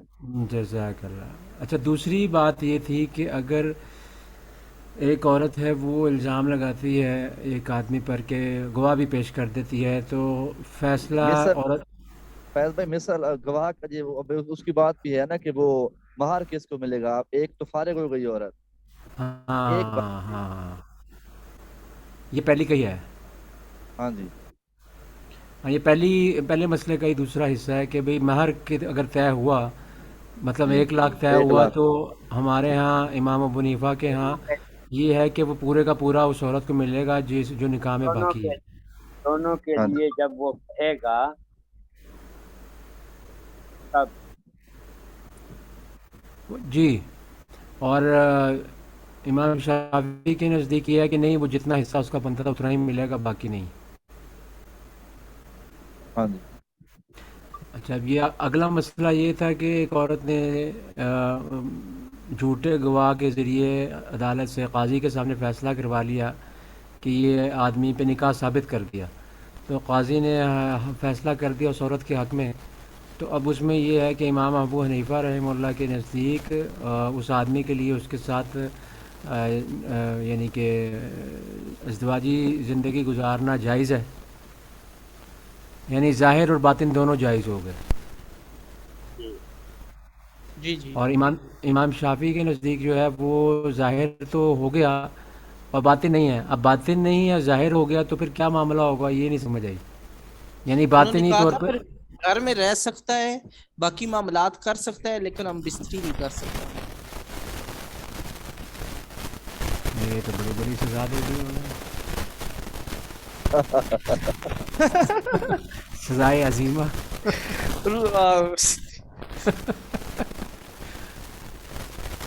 फायज भाई आप सूफी हैं, देख लें, फिर भी आप ऐसी बातें नहीं कर जी रहे ये हैं। तो इसके बगैर तो ईमान ही मुकम्मल नहीं है, खतरनाक काम में डाल दिया बंदे को। अच्छा ये इमाम यूसुफ की कोई बात नहीं की हज़रत ने, वो भी लिखा हुआ है यहाँ पे, ये देखे ना। अबू यूसुफ रहमुल्लाह के 2 कौल हैं, एक कौल अबू हनीफा रहमुल्लाह के साथ है और एक इमाम शाफी रहमुल्लाह के साथ है। वो क्या है ज़रा दोहरा दें। एक कौल उनका यही है कि अबू हनीफा रहमुल्लाह जैसे फरमाया भाई वो वती हो सकती है, दूसरा कौल ये है जैसे इमाम शाफी रहमुल्लाह ने फरमाया कि वती नहीं हो सकती। उनके 2 कौल हैं। ये लिखा हुआ ना, वह हुआ कौलु मोहम्मद रहमुल्लाह ला हाँ امام محمد اور امام شافعی اور امام یوسف کا ایک قول ایک طرح کا ہی ہے، اور ابو یوسف رحمہ اللہ کا ایک قول ابو حنیفہ رحمہ اللہ کے ساتھ بھی ہے۔ ذرا اس کی یہ پڑھیں گے عربی، اس کے مطابق کریں گے ذرا۔ میرے پاس کتاب میں نے بند کر دی ہے، یہ اسکرین پہ دیکھیں ذرا، آ رہی ہے؟ یہ دیکھیں یہاں سے، اس کو ذرا پڑھ لیں اگر مسئلے کو۔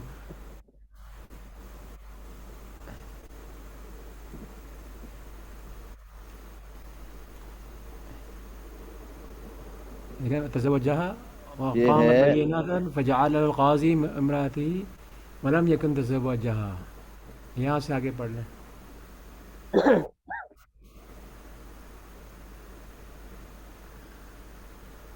وسعى المقام معه وإن تدعوه يجامعها وهذا عند أبي حنيفة وهو۔ یہاں تک کیا بات ہوئی؟ اس کا ذرا تھوڑا لفظی ترجمہ ہو جائے۔ یہ ہے نا کہ قاضی نے جو ہے اس عورت کے لیے نزوجہ قامت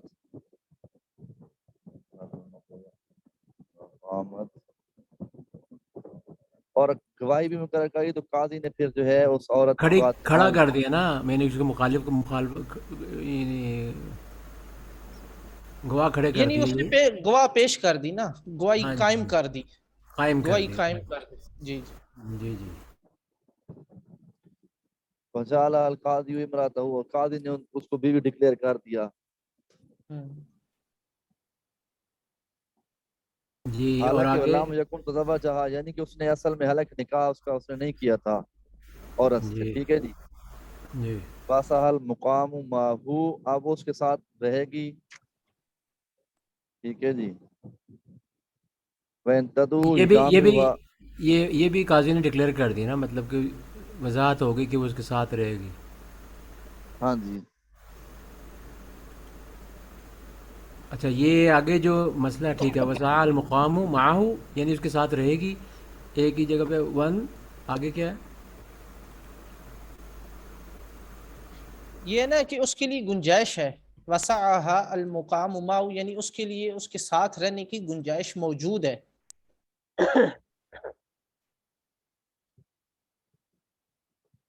جی جی، ٹھیک ہو گیا، یعنی اس کے ساتھ وہ رہنے کی اور جنابت کی یہ گنجائش دے دی انہوں نے ابی حنیفہ، عند ابی حنیفہ رحمہ اللہ، ٹھیک ہو گیا۔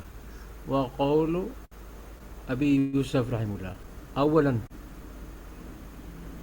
اچھا یہ پہلا قول ابو یوسف رحمہ اللہ کا، وہ یہی ابو حنیفہ رحمہ اللہ والا ہے، ٹھیک ہو گیا، یہاں تک بات۔ وفی قولہ الآخری وہو قول محمد، اور دوسرا قول ابو یوسف رحمہ اللہ کا وہی ہے جو امام محمد رحمہ اللہ کا ہے، ٹھیک ہے جی۔ اچھا، باقیوں کا سب کا یہی قول ہے، وفی قولہ الآخر وہو قول محمد رحمہ اللہ لا یسعہ یعنی یتعاہا وہو قول شافعی، امام شافعی رحمہ اللہ کا بھی یہی قول ہے۔ ہاں، یہ ایک طرف علیحدہ ہو گئی اور ایک طرف اکٹھے تھے۔ ہاں جی، ٹھیک ہوا، لأن القاضی اختار حجت اذا الشہود کذب فسار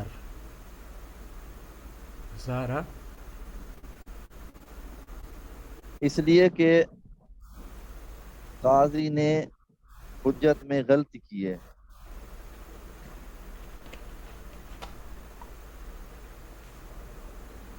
جی جی جی، شہود کی وجہ، جھوٹ بولنے کی وجہ سے۔ ہاں جی، اور آگے پھر کما اذا ظہر فصار کما اذا ظہر انہم عبید و کفار۔ یہ کیا ہے جی؟ اسی لیے کہتا ہے کہ جب مثلا گواہ جھوٹے ہوں اور معاملہ کافر جب غلام کا ہو آ جائے،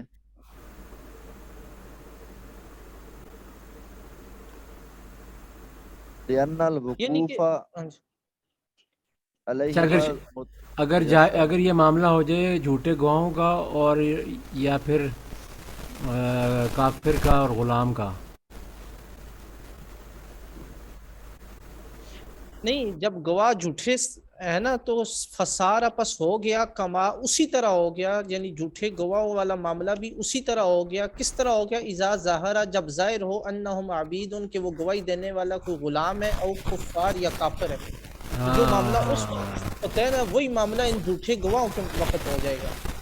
صحیح صحیح, یعنی جو وہاں پہ ہوگا فیصلہ وہی ادھر لگے گا. السلام علیکم ورحمۃ اللہ وبرکاتہ. وعلیکم السلام. وعلیکم السلام ورحمۃ اللہ وبرکاتہ.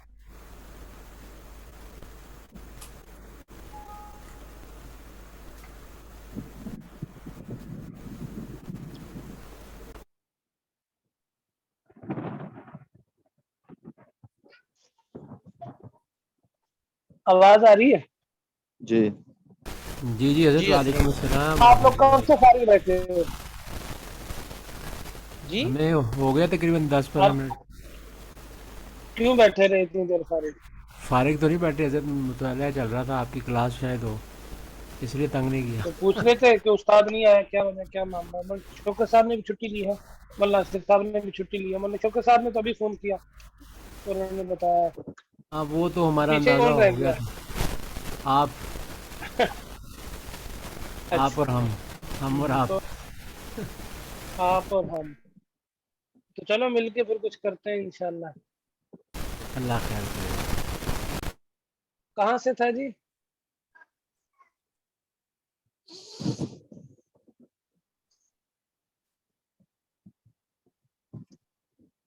وکیل سے نا.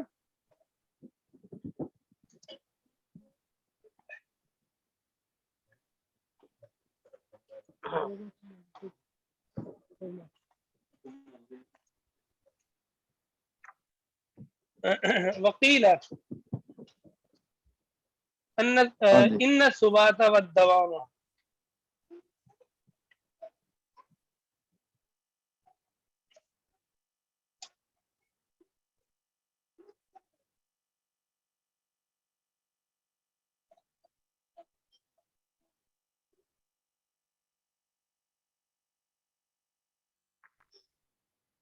بعض ائمہ نے پیلا سے, بعض ائمہ کے نزدیک مراد جن آیات کے اندر یہ کہا گیا ہے نا کہ ایمان زیادہ ہوتا ہے, ان سے مراد کیا ہے؟ بعض ائمہ کہتے ہیں اس سے مراد ہے اس کی امثال, اس کی مثل زیادہ ہوتی ہے, امثالیں اور مثلیں زیادہ ہوتی ہیں, اور جو مثل ہے وہ وقت کی اور زمانے کی زیادتی کی وجہ سے ہوتی ہے. جیسے مثال کے طور پہ ایمان کس کا نام ہے؟ تصدیق کا نام ہے نا.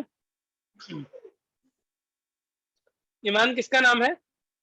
تصدیق کا نام ہے. اور تصدیق ایک علم ہے. تصدیق کیا ہے؟ ایک علم ہے. اور علم کسے کہا جاتا ہے؟ علم کسے کہا جاتا ہے؟ ایک علم ایک عرض ہے. کیا ہے؟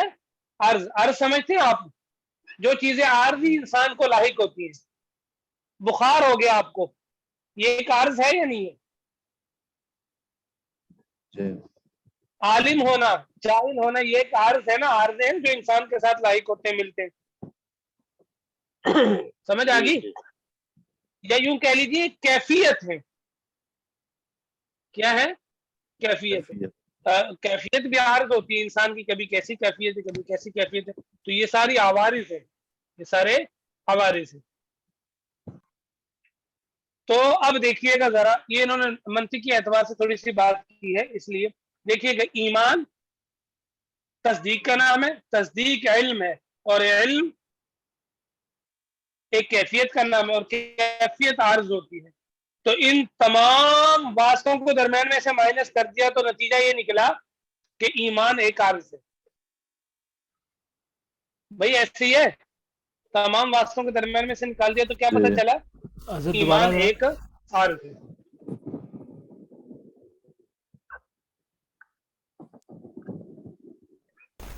حضرت آپ نے فرمایا کہ ایمان تصدیق کا نام ہے, اور تصدیق علم کی وجہ سے ہے. تصدیق علم ہے, اور علم ایک انسانی کیفیت ہے, اور جو کیفیات ہوتی ہیں وہ عرض ہوتی ہیں. تو نتیجہ نکلا کہ ایمان عرض ہے. ये अर्ज होती कहा आपने, कैफियत अर्ज होती, समझा नहीं। हाँ जी, अर्ज। आइन से यार भाई बुखार एक कैफियत है आपके ऊपर, वो आर्जा है ना, आर्जी चीज है। अर्ज से अच्छा मुराद अच्छा, है अर्ज आर्जी चीज जो इंसान के ठीक, साथ लाइक होती है, जी असली जी, नहीं ठीक होती। हो गया, ठीक हो गया। अच्छा, तो इसलिए कह रहे हैं कि बाद लोगों का ये ख्याल है, अशायरा गालिबन इससे मुराद है कि अर्ज जो होता है ना ये बाकी रहता है, लेकिन तजद्दुद अमसाल के जरिए। इसका मतलब क्या है? अर्ज बाकी तो रहता है लेकिन तजद्दुद अमसाल के जरिए। मतलब ये है कि इंसान को एक अर्ज लाहिक है ना, वो खत्म हो जाएगा उसी घड़ी में, जैसी खत्म होगा उसी घड़ी के अंदर, ठीक है, उसके मिसल पैदा हो जाएगा, फिर वो फना हो जाता है, फिर उसकी मिसल पैदा हो जाता है। इसी तरह ये चलता रहता है, ठीक है। ईमान एक अर्ज है, एक जमाने बाकी रहता है, फिर जैसे ही खत्म होता है दूसरा पैदा हो जाता है, यानी इतना वक्फा नहीं मिल पाता दरमियान के अंदर। तो बहरहाल ये है कि ये कैफियत होती है, जो जैसे इंसान सांस ले रहा है, मुस्तकिल सांस ले रहा है, तो एक सांस खत्म होता है दूसरा सांस शुरू हो जाता है, तीसरा सांस शुरू हो जाता है, तो ये मुस्तकिल चलते रहते हैं कि नहीं चलते रहते? लेकिन इंसान मुस्तकिल सांस ले रहा है, एक खत्म हो जाता है दूसरा, दूसरा खत्म हो जाता है तीसरा, यानी इसकी जो मिसलें हैं, अमसाल मिसल की जमा, यानी एक सांस हमने लिया उसका मिसल फिर दूसरा पैदा हो गया, वो खत्म हो गया तीसरा पैदा हो गया, इसी तरह अमसाल पैदा होती रहती है और ये चलती और पिछली खत्म होती रहती है। तो कह रहे हैं कि जब ईमान पर जितना ज्यादा वक्त गुजरेगा उतनी ज्यादा अमसाल होंगी, जितनी ज्यादा लंबी जिंदगी होगी उतनी ज्यादा सांसें होंगी। समझ आ रही है मेरी बात? यानी जिंदगी का वक्त का गुजरना ये ईमान की ज्यादती का सबब है।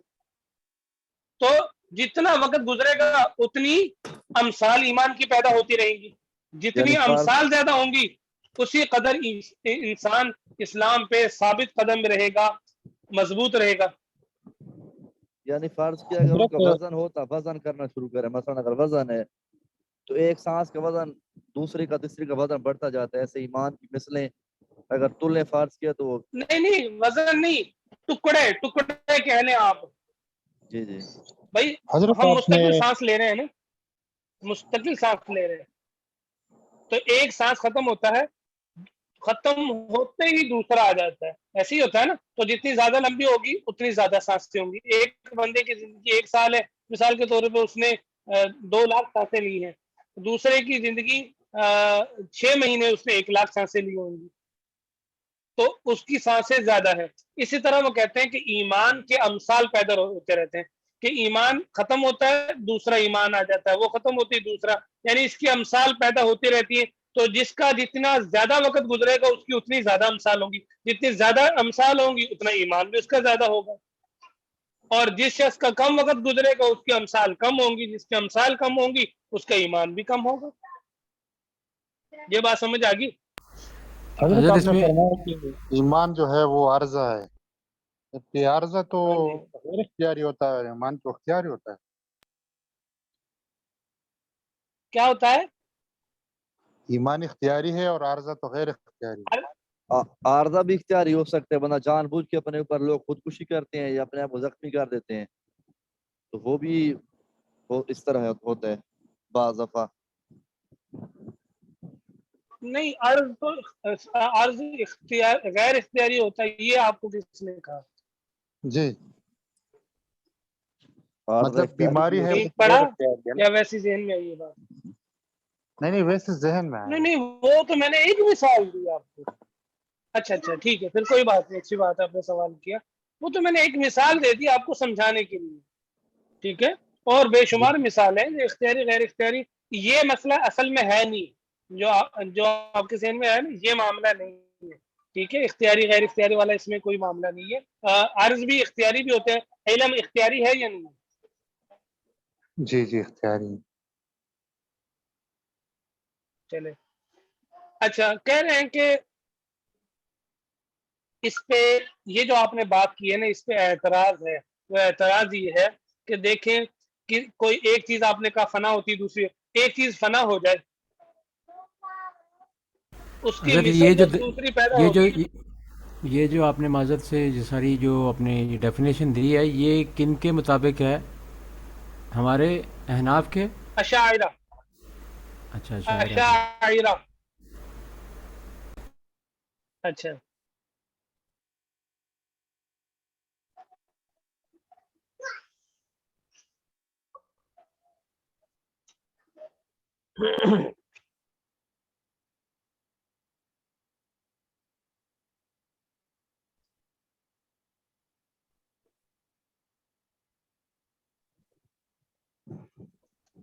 اچھا جی، اب اعتراض یہ ہوتا ہے کہ ایک چیز فنا ہوگی اس کی مثل دوسری پیدا ہوگی، تو بھائی مثل پیدا ہونے سے اس چیز میں اضافہ تھوڑی ہوتا ہے، بلکہ جیسی حالت اس کی سابقہ تھی اسی حالت میں برقرار رہتی ہے، وہ چیز ویسی کہ ویسی چلتی ہے۔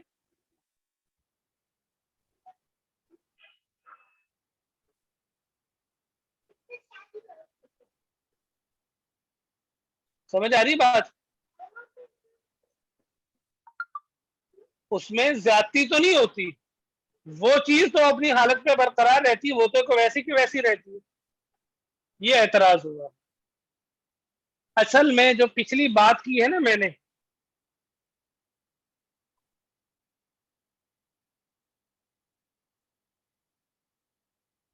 جی جی جو پچھلی بات ہے وہ میں نے جو بات کی ہے، ایک تو وہ اشاعرہ کا مذہب ہے، دوسرا یہ اس سے مراد غالباً کون ہے وہ میرے ذہن میں نہیں آ رہا، یہ شافی المسلک کوئی امام ہے، بہرحال شافی مسلک کے کوئی امام ہے، انہوں نے یہ جواب دیا ہے جو ہم نے پہلی بات کی ہے، یہ انہوں نے جواب دیا ہے ان کو جو کہتے ہیں کہ ایمان جو یہ جواب ہی چل رہا ہے اسی آیت کا، جو آیات دلالت کرتی ایمان کی زیادتی پر، ان کا جواب دیا انہوں نے کہ بھئی دیکھو اس سے یہ مراد ہے۔ سمجھ آ گئی نا؟ یہ تو آپ لوگوں کو بات پتہ چل گئی۔ اس میں بھی پھر آخر میں اشاعرہ کا مذہب بھی ساتھ ذکر کر دیا کہ اشاعرہ کا بھی یہی خیال ہے کہ یعنی ایک عرض ختم ہوتا ہے، دوسرا اس کے بعد اگلے اس میں آ جاتا ہے، پھر وہ ختم ہوتا ہے پھر اس میں آ جاتا ہے، یہ اسی طرح ہوتا ہے۔ لیکن ساتھ انہوں نے اس کو بھی ذکر کر دیا، اصل میں انہوں نے جواب دیا ہے کہ امثال یعنی اس کی زیادتی سے، ایمان کی زیادتی سے مراد اس کی امثال کی زیادتی ہے۔ لیکن ہم نے آگے جو اعتراض کیا نا، وہ اعتراض ہم نے یہ کیا کہ آپ نے جواب ٹھیک نہیں دیا، جواب ٹھیک نہیں دیا۔ کیوں؟ بھائی امثال کی زیادتی سے چیز تو وہی رہتی ہے نا، چیز میں تو کوئی اضافہ نہیں رہتا، وہ تو ویسے کی ویسی اپنی حالت پر برقرار رہتی ہے۔ تو لہٰذا ہم نے اس کے اعتراض کو کر کے ہم نے کہا کہ بھئی یہ جواب درست نہیں ہے آپ کا، یہ جواب آپ کا درست نہیں ہے۔ اب دوسرا جواب کس بات کا کہ بھئی جو پیچھے آیات گزری ہے جو ایمان کی زیادتی پر دلالت کرتی ہیں اس سے کیا مراد ہے، پھر اسی کا جواب پہلے یہ دیا تھا جو میں نے ابھی بتایا۔ اچھا، اس کو ہم نے اعتراض کر کے رد کر دیا۔ اب دوسرا جواب کسی اور نے دیا ہے۔ بعض حضرات نے یہ جواب دیا ہے ایمان کی زیادتی سے مراد ایمان کے ثمرات ہیں، اثرات ہیں۔ ثمرات کا مطلب جو ایمان کی وجہ سے جو چیزیں محسوس ہوتی ہیں، ثمرات یعنی اثرات۔ مثال کے طور پہ جب انسان ایمان لاتا ہے تو انسان کا دل نرم ہو جاتا ہے نا، مومن رحیم دل ہوتا ہے نا، شقی نہیں ہوتا، ایسے یہ سخت دل نہیں ہوتا۔ رقت قلبی، دل کا نرم ہو جانا، دل کے اندر نور کا پیدا ہو جانا، اللہ کی جانب سے اللہ حاصل ہو جانا۔ تو جو ان آیات کے اندر کہا گیا ہے نا کہ وَزَادَتْهُمْ ایمانا، ان کا ایمان زیادہ ہوتا ہے، تو مراد یہ ہے کہ جب وہ ایمان لاتے ہیں نا، وہ ان آیات کو سنتے ہیں تو ان کا ایمان زیادہ ہوتا ہے، مطلب یہ کہ ان کی یہ کیفیات بڑھ جاتی ہے۔ بھائی بات سمجھ آ گئی؟ ایمان نہیں بڑھتا، ایمان کے جو اثرات ثمرات ہیں، نتیجے وہ بڑھتے ہیں، وہ نظر آتے ہیں۔ کیا ہے ایمان؟ دیکھیں جب انسان اللہ کی محبت کے واقعات سنتا ہے اور اس کی فضائل اور احادیث جب سنتا ہے تو دل کے اندر اللہ کی محبت بڑھتی ہے یا نہیں بڑھتی؟ اللہ کی جی جی محبت بڑھتی۔ اس طرح مخلوق کے ساتھ محبت کرنے کی فضائل والی احادیث سنتا ہے، واقعات سنتا ہے تو دل کی نرمی میں اضافہ ہوتا ہے۔ جی ٹھیک ہے؟ اسی طرح نیک عمل جب کرتا ہے اس سے یعنی کہ ان سے یہ ساری کیفیات ہمارے اندر پیدا ہوتی ہے، اس لیے کہہ دیا جاتا ہے ایمان میں اضافہ ہو گیا. تو اصل میں ایمان میں اضافہ نہیں ہوتا، بلکہ ایمان کے جو ثمرات نتیجے ان میں اضافہ ہوتا ہے. حضرت جذبات کے اندر اضافہ ہوتا ہے، یہ بھی کہہ سکتے اسی ہیں. طرح گناہ جب کرنے ایمان کا نور ختم ہوتا ہے. میں جواب پورا کر لوں. ایمان کا نور کم ہوتا ہے، نور ختم ہو جاتا ہے. کیا مطلب؟ تو نور جو ہے وہ ایمان لانے سے، یعنی نیک اعمال کرنے سے نور پیدا ہوتا ہے. تو وہ نور کس کا ثمرہ ہے؟ ایمان اور اعمال کا ثمرہ ہے. وہی نور گناہوں کی وجہ سے کم. تو مطلب یہ ہے کہ طاعت سے ایمان کے ثمرات بڑھتے ہیں، گناہوں سے ایمان کے ثمرات اور نتیجے کم ہوتے ہیں. بھئی یہ جواب بھی اچھا لگا نا؟ اچھا جی جی اب پوچھے فائز بھائی، کیا پوچھ رہے؟ جی میں نے کہا حضرت بیسیکلی جیسے انسان مسجد کے اندر ہے تو جتنا وقت گزار رہا ہے اس ماحول کے اندر گزار رہا ہے، دیکھنے میں مشاہدے میں یہی آیا کہ جیسے یہ بتا رہے ہیں تو اس سے انسان کے وہ ایمانی جذبات بڑھ رہے ہیں. مطلب اس بات پہ جواب پہ یہی بات کہہ رہے ہیں کہ ایمان نہیں بڑھ رہا، لیکن ایمان کی وجہ سے جو جذبات ہیں انسان کے اور اس کے وہ عمل کی جو تقویت ہے وہ بڑھ رہی ہے. جی بالکل. حضرت میں ایک عرض کروں جی؟ جی عرض کریں. میرے ذہن میں خلاصہ آیا ہے کہ ایمان کی کیمیت تو نہیں بڑھتی لیکن کیفیت بڑھتی ہے، یہ کہہ سکتے ہیں ہم؟ یوں کہہ لیجیے، بالکل کہہ سکتے ہیں. کیفیت ثمرات کو ہی کہا جاتا ہے. اچھا جی. اچھا جی اب اور سنتے جائیے گا. ابھی تو دو جوابات ہے نا، ایک کو تو ہم نے رد کر دیا تھا اعتراض کر کے، دوسرے کو ہم نے رد نہیں کیا. ہاں تیسرا جواب یہ ہے، ان آیات سے مراد کیا ہے، اس کا تیسرا جواب.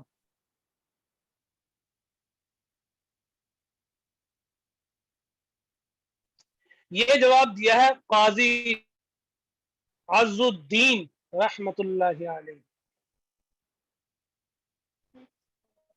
یہ ان کی کتاب ہے نا غالباً، کیا نام ہے اس کا؟ مواقف کے نام سے شاید دوسرا جواب کس کتاب نے ہے. دیا ہے؟ دوسرا جواب کس نے دیا؟ دوسرے کے متعلق کوئی وضاحت نہیں ہے، بس یہی فرمایا ہے کہ بعض حضرات.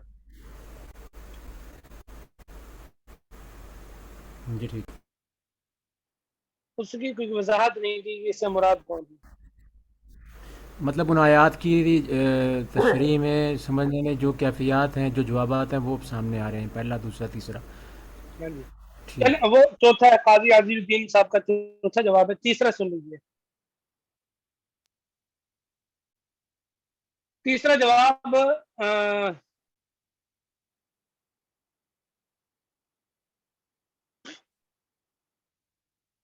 ایک منٹ.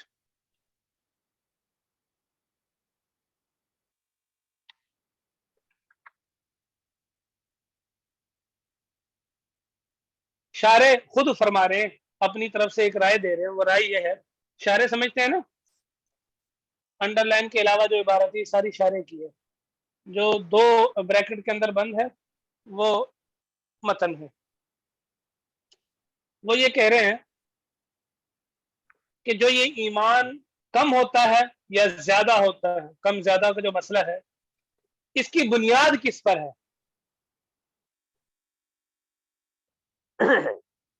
بنیاد اس کی اس پر ہے کہ اعمال ایمان کا حصہ ہیں یا نہیں. جن کے نزدیک اعمال ایمان کا حصہ ہیں ان کے نزدیک ایمان کم زیادہ ہوتا ہے، اور جن کے نزدیک اعمال ایمان کا حصہ نہیں ہے تو ان کے نزدیک اعمال کی وجہ سے ایمان پر فرق نہیں پڑتا، لہذا ان میں کمی زیادتی نہیں ہوتی. سمجھ آ گئی بات؟ تو لہذا یہ شارع کا قول ہے. ہاں جی شارع خود کہہ رہے ہیں، یہ رائے دے رہے ہیں اپنی طرف سے، خود فرما رہے ہیں. ٹھیک ہے جی. اگر تو ایمان بات بالکل ٹھیک اعمال ہے. ایمان اگر اعمال کا حصہ جو سمجھتے ہیں تو اس کے مطابق ایمان بڑھ رہا ہے. کم زیادہ ہوگا، اعمال کم ہوں گے تو اعمال ایمان کا جب حصہ ہے تو اس کا حصہ کم ہو گیا تو ایمان بھی کم ہو گیا. اچھا چوتھی بات ہے، لیکن جواب چلو چوتھا ہی جواب سمجھے. یہ ہے قاضی عز الدین، وہ فرماتے ہیں کہ دیکھیں ایمان کی حقیقت تو تصدیق ہے. ایمان کی حقیقت تصدیق کا نام ہے نا. ایمان کس کا نام ہے؟ تصدیق کا نام ہے. تصدیق بالقلب وہ واللسان. کہتے ہیں ہم یہ نہیں مانتے کہ تصدیق کے اندر کمی بیشی نہیں ہوتی، بلکہ تصدیق کے اندر قوت بھی ہوتی ہے. قوت اور زور کے قوت اور ضعف یعنی طاقت اور کمزوری کے لحاظ سے اس میں فرق ہوتا ہے تصدیق میں.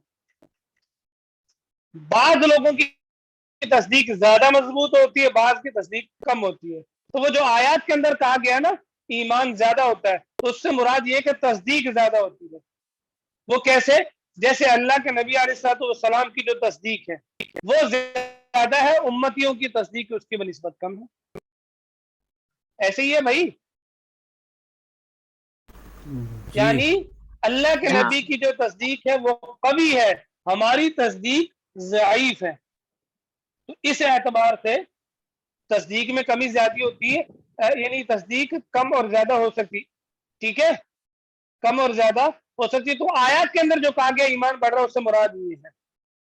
جیسے ابراہیم علیہ السلام نے اللہ تعالیٰ سے کیا کہا تھا؟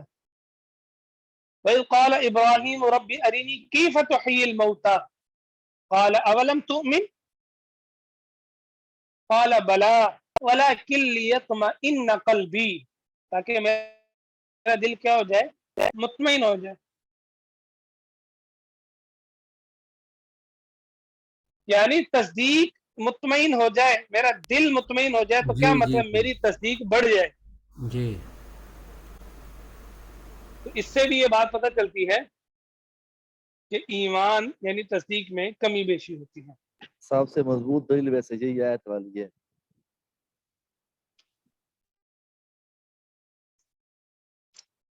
اب آگے ایک بات سن لیجیے گا.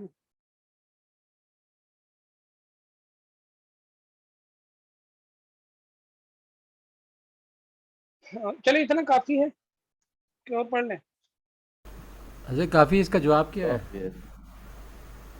مطلب یہ سارے جوابات پہ مختلف کیفیات ہیں سامنے یا یہ کہ ان کی رائے ہے، یہ ان کی رائے ہے. ہاں جی ان کی رائے، ہم نے ان کو کوئی جواب نہیں دیا. اس کے بطلان پر کوئی دلیل نہیں تھی ہم نے پیش کی. اچھا اچھا اچھا اچھا. مطلب یہ ساری جو ہیں وہ ایمان کا حصہ ہو سکتی ہیں، اس طرح سے ہے. لیکن ہمارا کیا عقیدہ ہے یہ تو پتہ چل گیا نا آپ لوگوں کو. الایمان لا یزید ولا ينقص. ولا ينقص. جو آیات ان کا جواب ہم نے دے دیا. شاہین بھائی اس مسئلے میں کوئی اشکال ہے ابھی آپ کے ذہن میں؟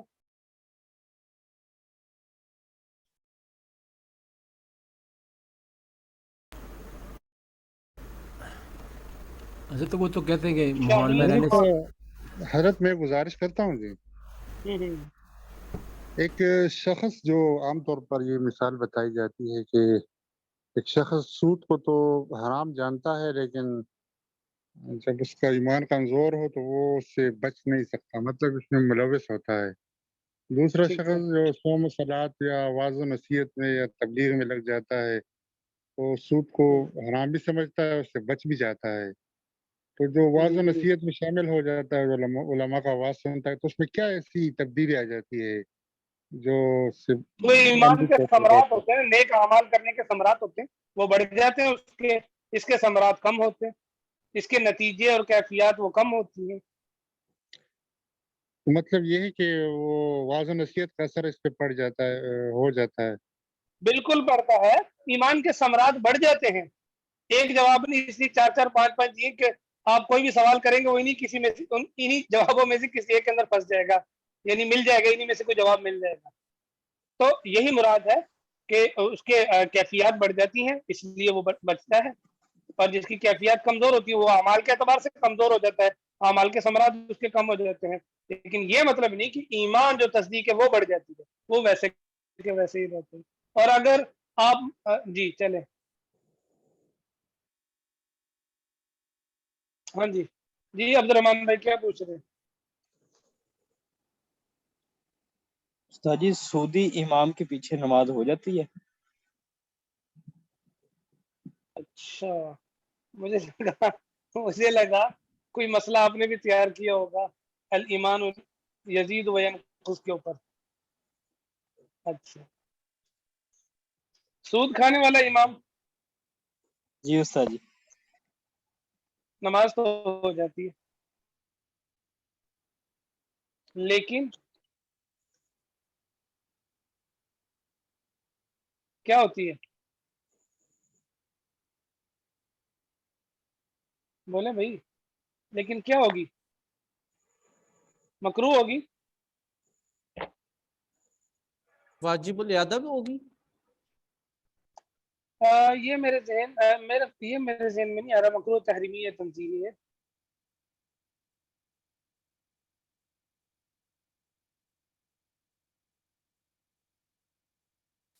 استاد جی اگر ایک بندہ یعنی ہاں، ایک صالح ہے تو کیا آج اس کی بھی ہو سفر جائے میں گی اس کے ہے، پیچھے نماز؟ آج کیا سفر میں ہے.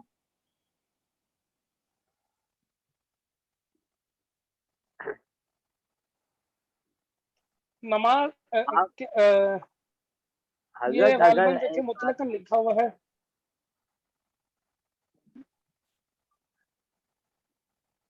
مکروہ ایک آدمی اگر تنزیہی سفر ہوگی میں میرے خیال ہے سے. تو کیسے بنے پتا چلے گا یہ سوتی ہے یا نہیں ہے؟ جی کیا فرمایا شیخ عبداللہ؟ اگر آدمی ایک سفر میں ہے تو کیسے سفر پتا میں ہے، چلے گا؟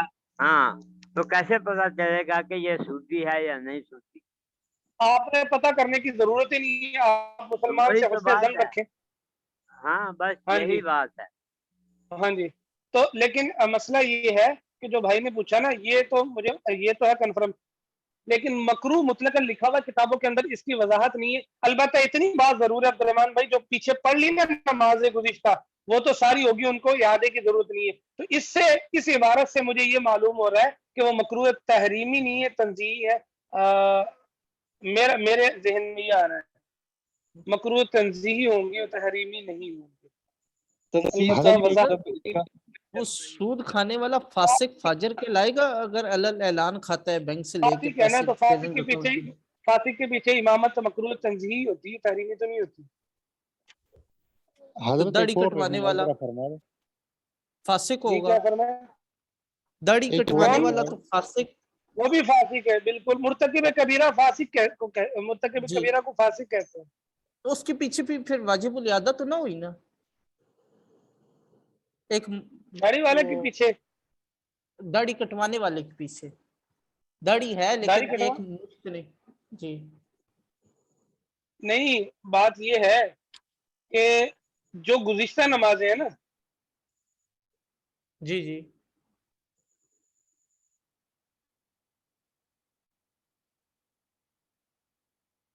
ان کا تو یاد ضروری نہیں ہے نا.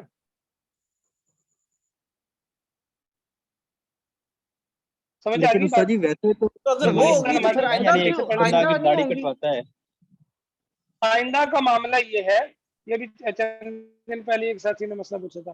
آئندہ کا معاملہ یہ ہے کہ اگر تو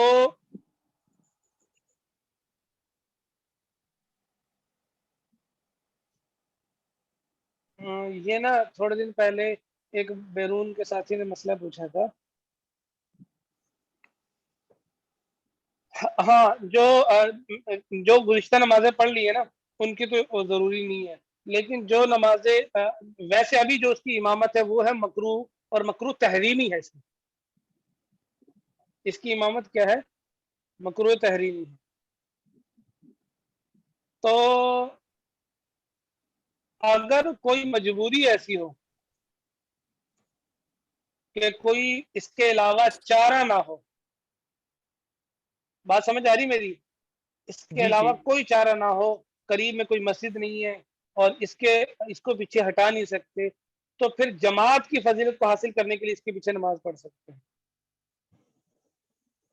اور پھر بعد میں لٹائیں بھی یا نہیں. وقت کے اندر.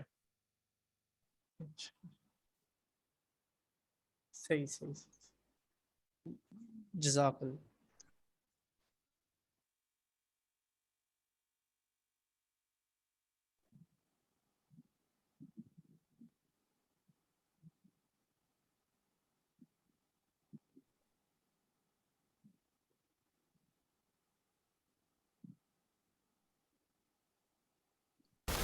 جی حضرت مولانا بابر صاحب کا کیا بنا؟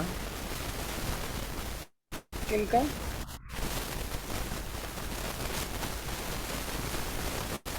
کن کا؟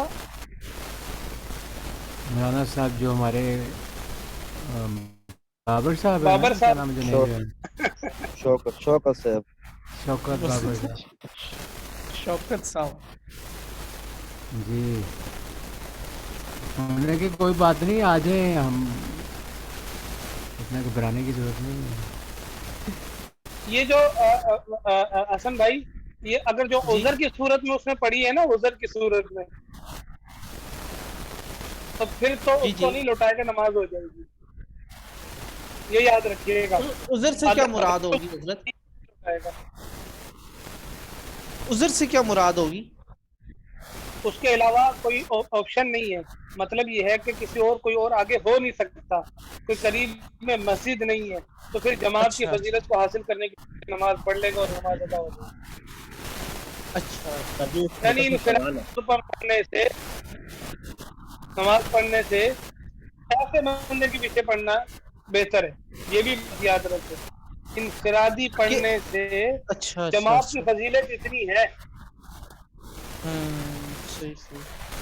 یہ یاد سر جی رکھو ایک جی۔ چھوٹا سا سوال ہے۔ چھوٹا سا نہیں، بڑا سوال پوچھو جی۔ جی میں جس مسجد میں امامت کرواتا ہوں نا، تو بعض دفعہ مجھے ظاہری سی بات ہے کہ آنا جانا پڑ جاتا ہے، تو پیچھے سے کوئی ایسا بندہ نہیں ہوتا یعنی مکمل داڑھی والا کہ جس کو کہا جائے کہ بھئی آپ نماز پڑھاؤ، تو ایک حافظ صاحب ہے وہ داڑھی کٹواتے ہیں، یعنی انہوں نے اس طرح رکھا جیسے ختم نہیں رکھتے لوگ آج، تو اس طرح کی جو انہوں نے داڑھی رکھی ہوئی ہے، اب مجبوراً جو ہے نا مجھے پھر ان کو کہہ کر کے جانا پڑتا ہے کہ آپ نماز پڑھا لیں، تو کیا اس صورت میں باقی نمازیوں کی ان کے پیچھے نماز ہو جائے گی؟ ان کے پاس آپشن نہیں، ان کی ہو جائے گی، لیکن آپ کے لیے اس کو کہنا جائز نہیں ہے۔ صحیح آپ کے لیے ان کو امام مقرر کرنا جائز نہیں ہے، ان مقتدیوں کی نماز ہو جائے گی۔ صحیح، لیکن استاد جی اور پیچھے اگر اگر ان کے کوئی قریب نماز پڑھانے والا نہ ہو، پھر کسی نہ کسی کو تو کہہ کر کے جانا ہے نا۔ کہہ کر جانا، آپ اس کا کوئی متبادل بندوبست کریں شرعن، وہ ناممکن تو نہیں ہے آپ کے لیے۔ سر جی دیہاتی علاقہ ہے، وہاں ناممکن ہے، وہاں پہ نہیں، تقریباً ناممکن تو جتنے بھی ایسا نہیں بندے کہ پورے میرے علاقے پیچھے میں، نماز، پورے گاؤں میں کوئی داڑھی والا شخص نہ ہو، یا اس سر جی مسجد مسجد، کے پڑوس میں کوئی داڑھی والا شخص نہ ہو۔ سر جی نماز پڑھنے نہیں دیہات میں آتے، مسجد داڑھی میں زیادہ جتنے رکھتے بھی ہیں، آتے ہیں سارے کلین شیو ہیں۔ تو کوئی بوڑھا شخص ہوتا ہے، وہ ان کی بھی داڑھی ہوتی ہے۔ بوڑھے تو مسجد کے قریب لگتے ہی نہیں لیکن وہاں پہ۔ کہنے کا مقصد یہ ہے، آپ کسی بھی امام کا متبادل بندوبست کر سکتے ہیں، آپ کے لیے یہ جائز نہیں کہ آپ کسی کو یعنی کہ اس کو امام کریں، لیکن انہوں نے پڑھ لی، ان کے دائیں بائیں اگر ان کے پاس وہ نہیں ہے، یعنی کہ متبادل نہیں ہے، ان کی نماز ہو جائے گی، ان کا مسئلہ نہیں ہے۔ مسئلہ آپ کے لیے کہ آپ کسی کو ایسے بندے کو طے کر کے جائیں جو باشریعت ہو۔ آپ کے لیے غیر شریع شخص کو یا فاسق شخص کو امام بنانا جائز نہیں ہے۔ لیکن استاد جی وہ امام جو ہے مجبوری میں بناتے ہیں نا، یعنی اگر ہو تو پھر بندہ باشرہ بندے کو کہہ کر کے چل جائے، لیکن باشرہ بندہ ہے ہی نہیں مسجد میں، یعنی نمازیوں میں بھی کوئی ایسا بندہ نہیں میں ہے نے کہ یہ جو کہا کسی کو نمازی کسی کو بھی کہہ آگے کے کر جایا لیں، جائے کہ بھئی آپ ان کا نماز۔ مسئلہ اور ہے۔ نمازی کسی کو بھی آگے کر لیں، ان کا مسئلہ اور ہے۔ آپ اپنا متبادل کوئی بھی طے کر سکتے ہیں، جہاں سے آپ آتے ہیں وہاں سے کسی کو اپنا متبادل بھیجیں۔ آپ کے صحیح لیے ممکن ہے، ناممکن نہیں ہے آپ کے لیے۔ یہ آپ کو لگ رہا ہے ناممکن ہے، یا آپ کی عقل کہہ رہی ہے ناممکن ہے، شرعن واقعتاً حقیقتاً دیکھا جائے تو یہ ناممکن نہیں ہے بالکل بھی۔ صحیح، لیکن استاد جی مسئلہ یہ ہے نا کہ ایسے ہی وہ ہے جو نا بھائی، مسجد ہے وہ اگر شہر سے آپ وہاں 10 سے کلومیٹر کے گاؤں میں، فاصلے پر ہے۔ آپ بھی جاتے ہیں پڑھانے وہاں یا نہیں؟ استاد جی میری تو مجبوری ہے، میں تو جاتا ہوں۔ تو یہی مجبوری ہے شرعن بھی،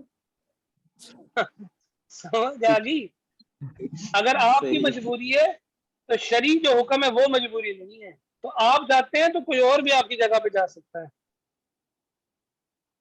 نہیں تو حضرت اگر یہ صحیح، کسی ٹھیک کو ہے، نامزد نہ کرے اپنا قائم مقام، اور وہ مقامی لوگ خود وہ آن خود کرے، سپاٹ پھر کسی ان کو کے بھی اوپر کر وبال لے نہیں تو جی، ہے۔ میں وہی یہ کہہ نہ رہا ہوں، وہ کسی کو خود کہہ کے کرے جائے، پھر جی ان جی پر وبال نہیں ہے، پھر ان پر وبال نہیں ہے،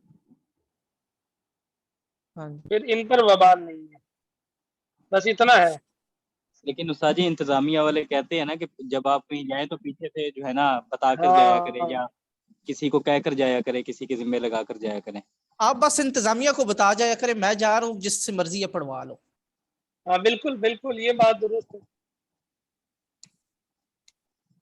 وہ پھر جس سے آگے کھڑا کر دیں. احسن بھائی آواز کر ورنہ دیجیے آپ. بندوبست کریں آپ. میں کہہ رہا تھا کہ آپ انتظامیہ کو کہیں نا کہ آپ جس سے مرضی پڑھوا لیں, میں جا رہا ہوں, میری مجبوری ہے, میں نے انتظامیہ کو بتا دی ہے, اب موقع پہ وہ جسے آگے کر دیں. وہ جو بندہ ہے وہ انتظامیہ میں ہی ہے, اسی لیے میں اسی کو کہہ کر کے جاتا ہوں. وہ انتظامیہ کے بندہ ہے, حافظ ہے. پھر آپ اسے کہیں کہ انتظام کر لینا تم, یہ نہ کہنا تم نماز پڑھا دینا. آپ نے نماز پڑھانی ہے تو یہ مطلب یہ کہ آپ اس کو آگے کر رہے ہیں. اب ان کی ثوابدید وہ کسی کو بھی آگے کرے, اور اگر نہیں ہے تو بہتر یہ ہے کہ آپ اپنے متبادل کسی کو بھیجیں. صحیح. اب والد صاحب یہاں امامت کرواتے ہیں, غالباً 8 کلومیٹر ہے, وہ نہیں ہوتے تو چھوٹے بھائی کو یہاں سے بھیجتے. تو آپ 10 کلومیٹر اگر آپ آ سکتے ہیں تو آپ کا نائب بھی آ سکتے ہیں. صحیح. اگر عذر دیکھو شریعت کی نظر میں عذر کہا جاتا ہے, وہ عذر نہیں ہے آپ کا. صحیح. چلیں جی ٹھیک ہے. اب پوچھ کے پھنس گئے نا, نہ پوچھتے تو سکون میں رہتے.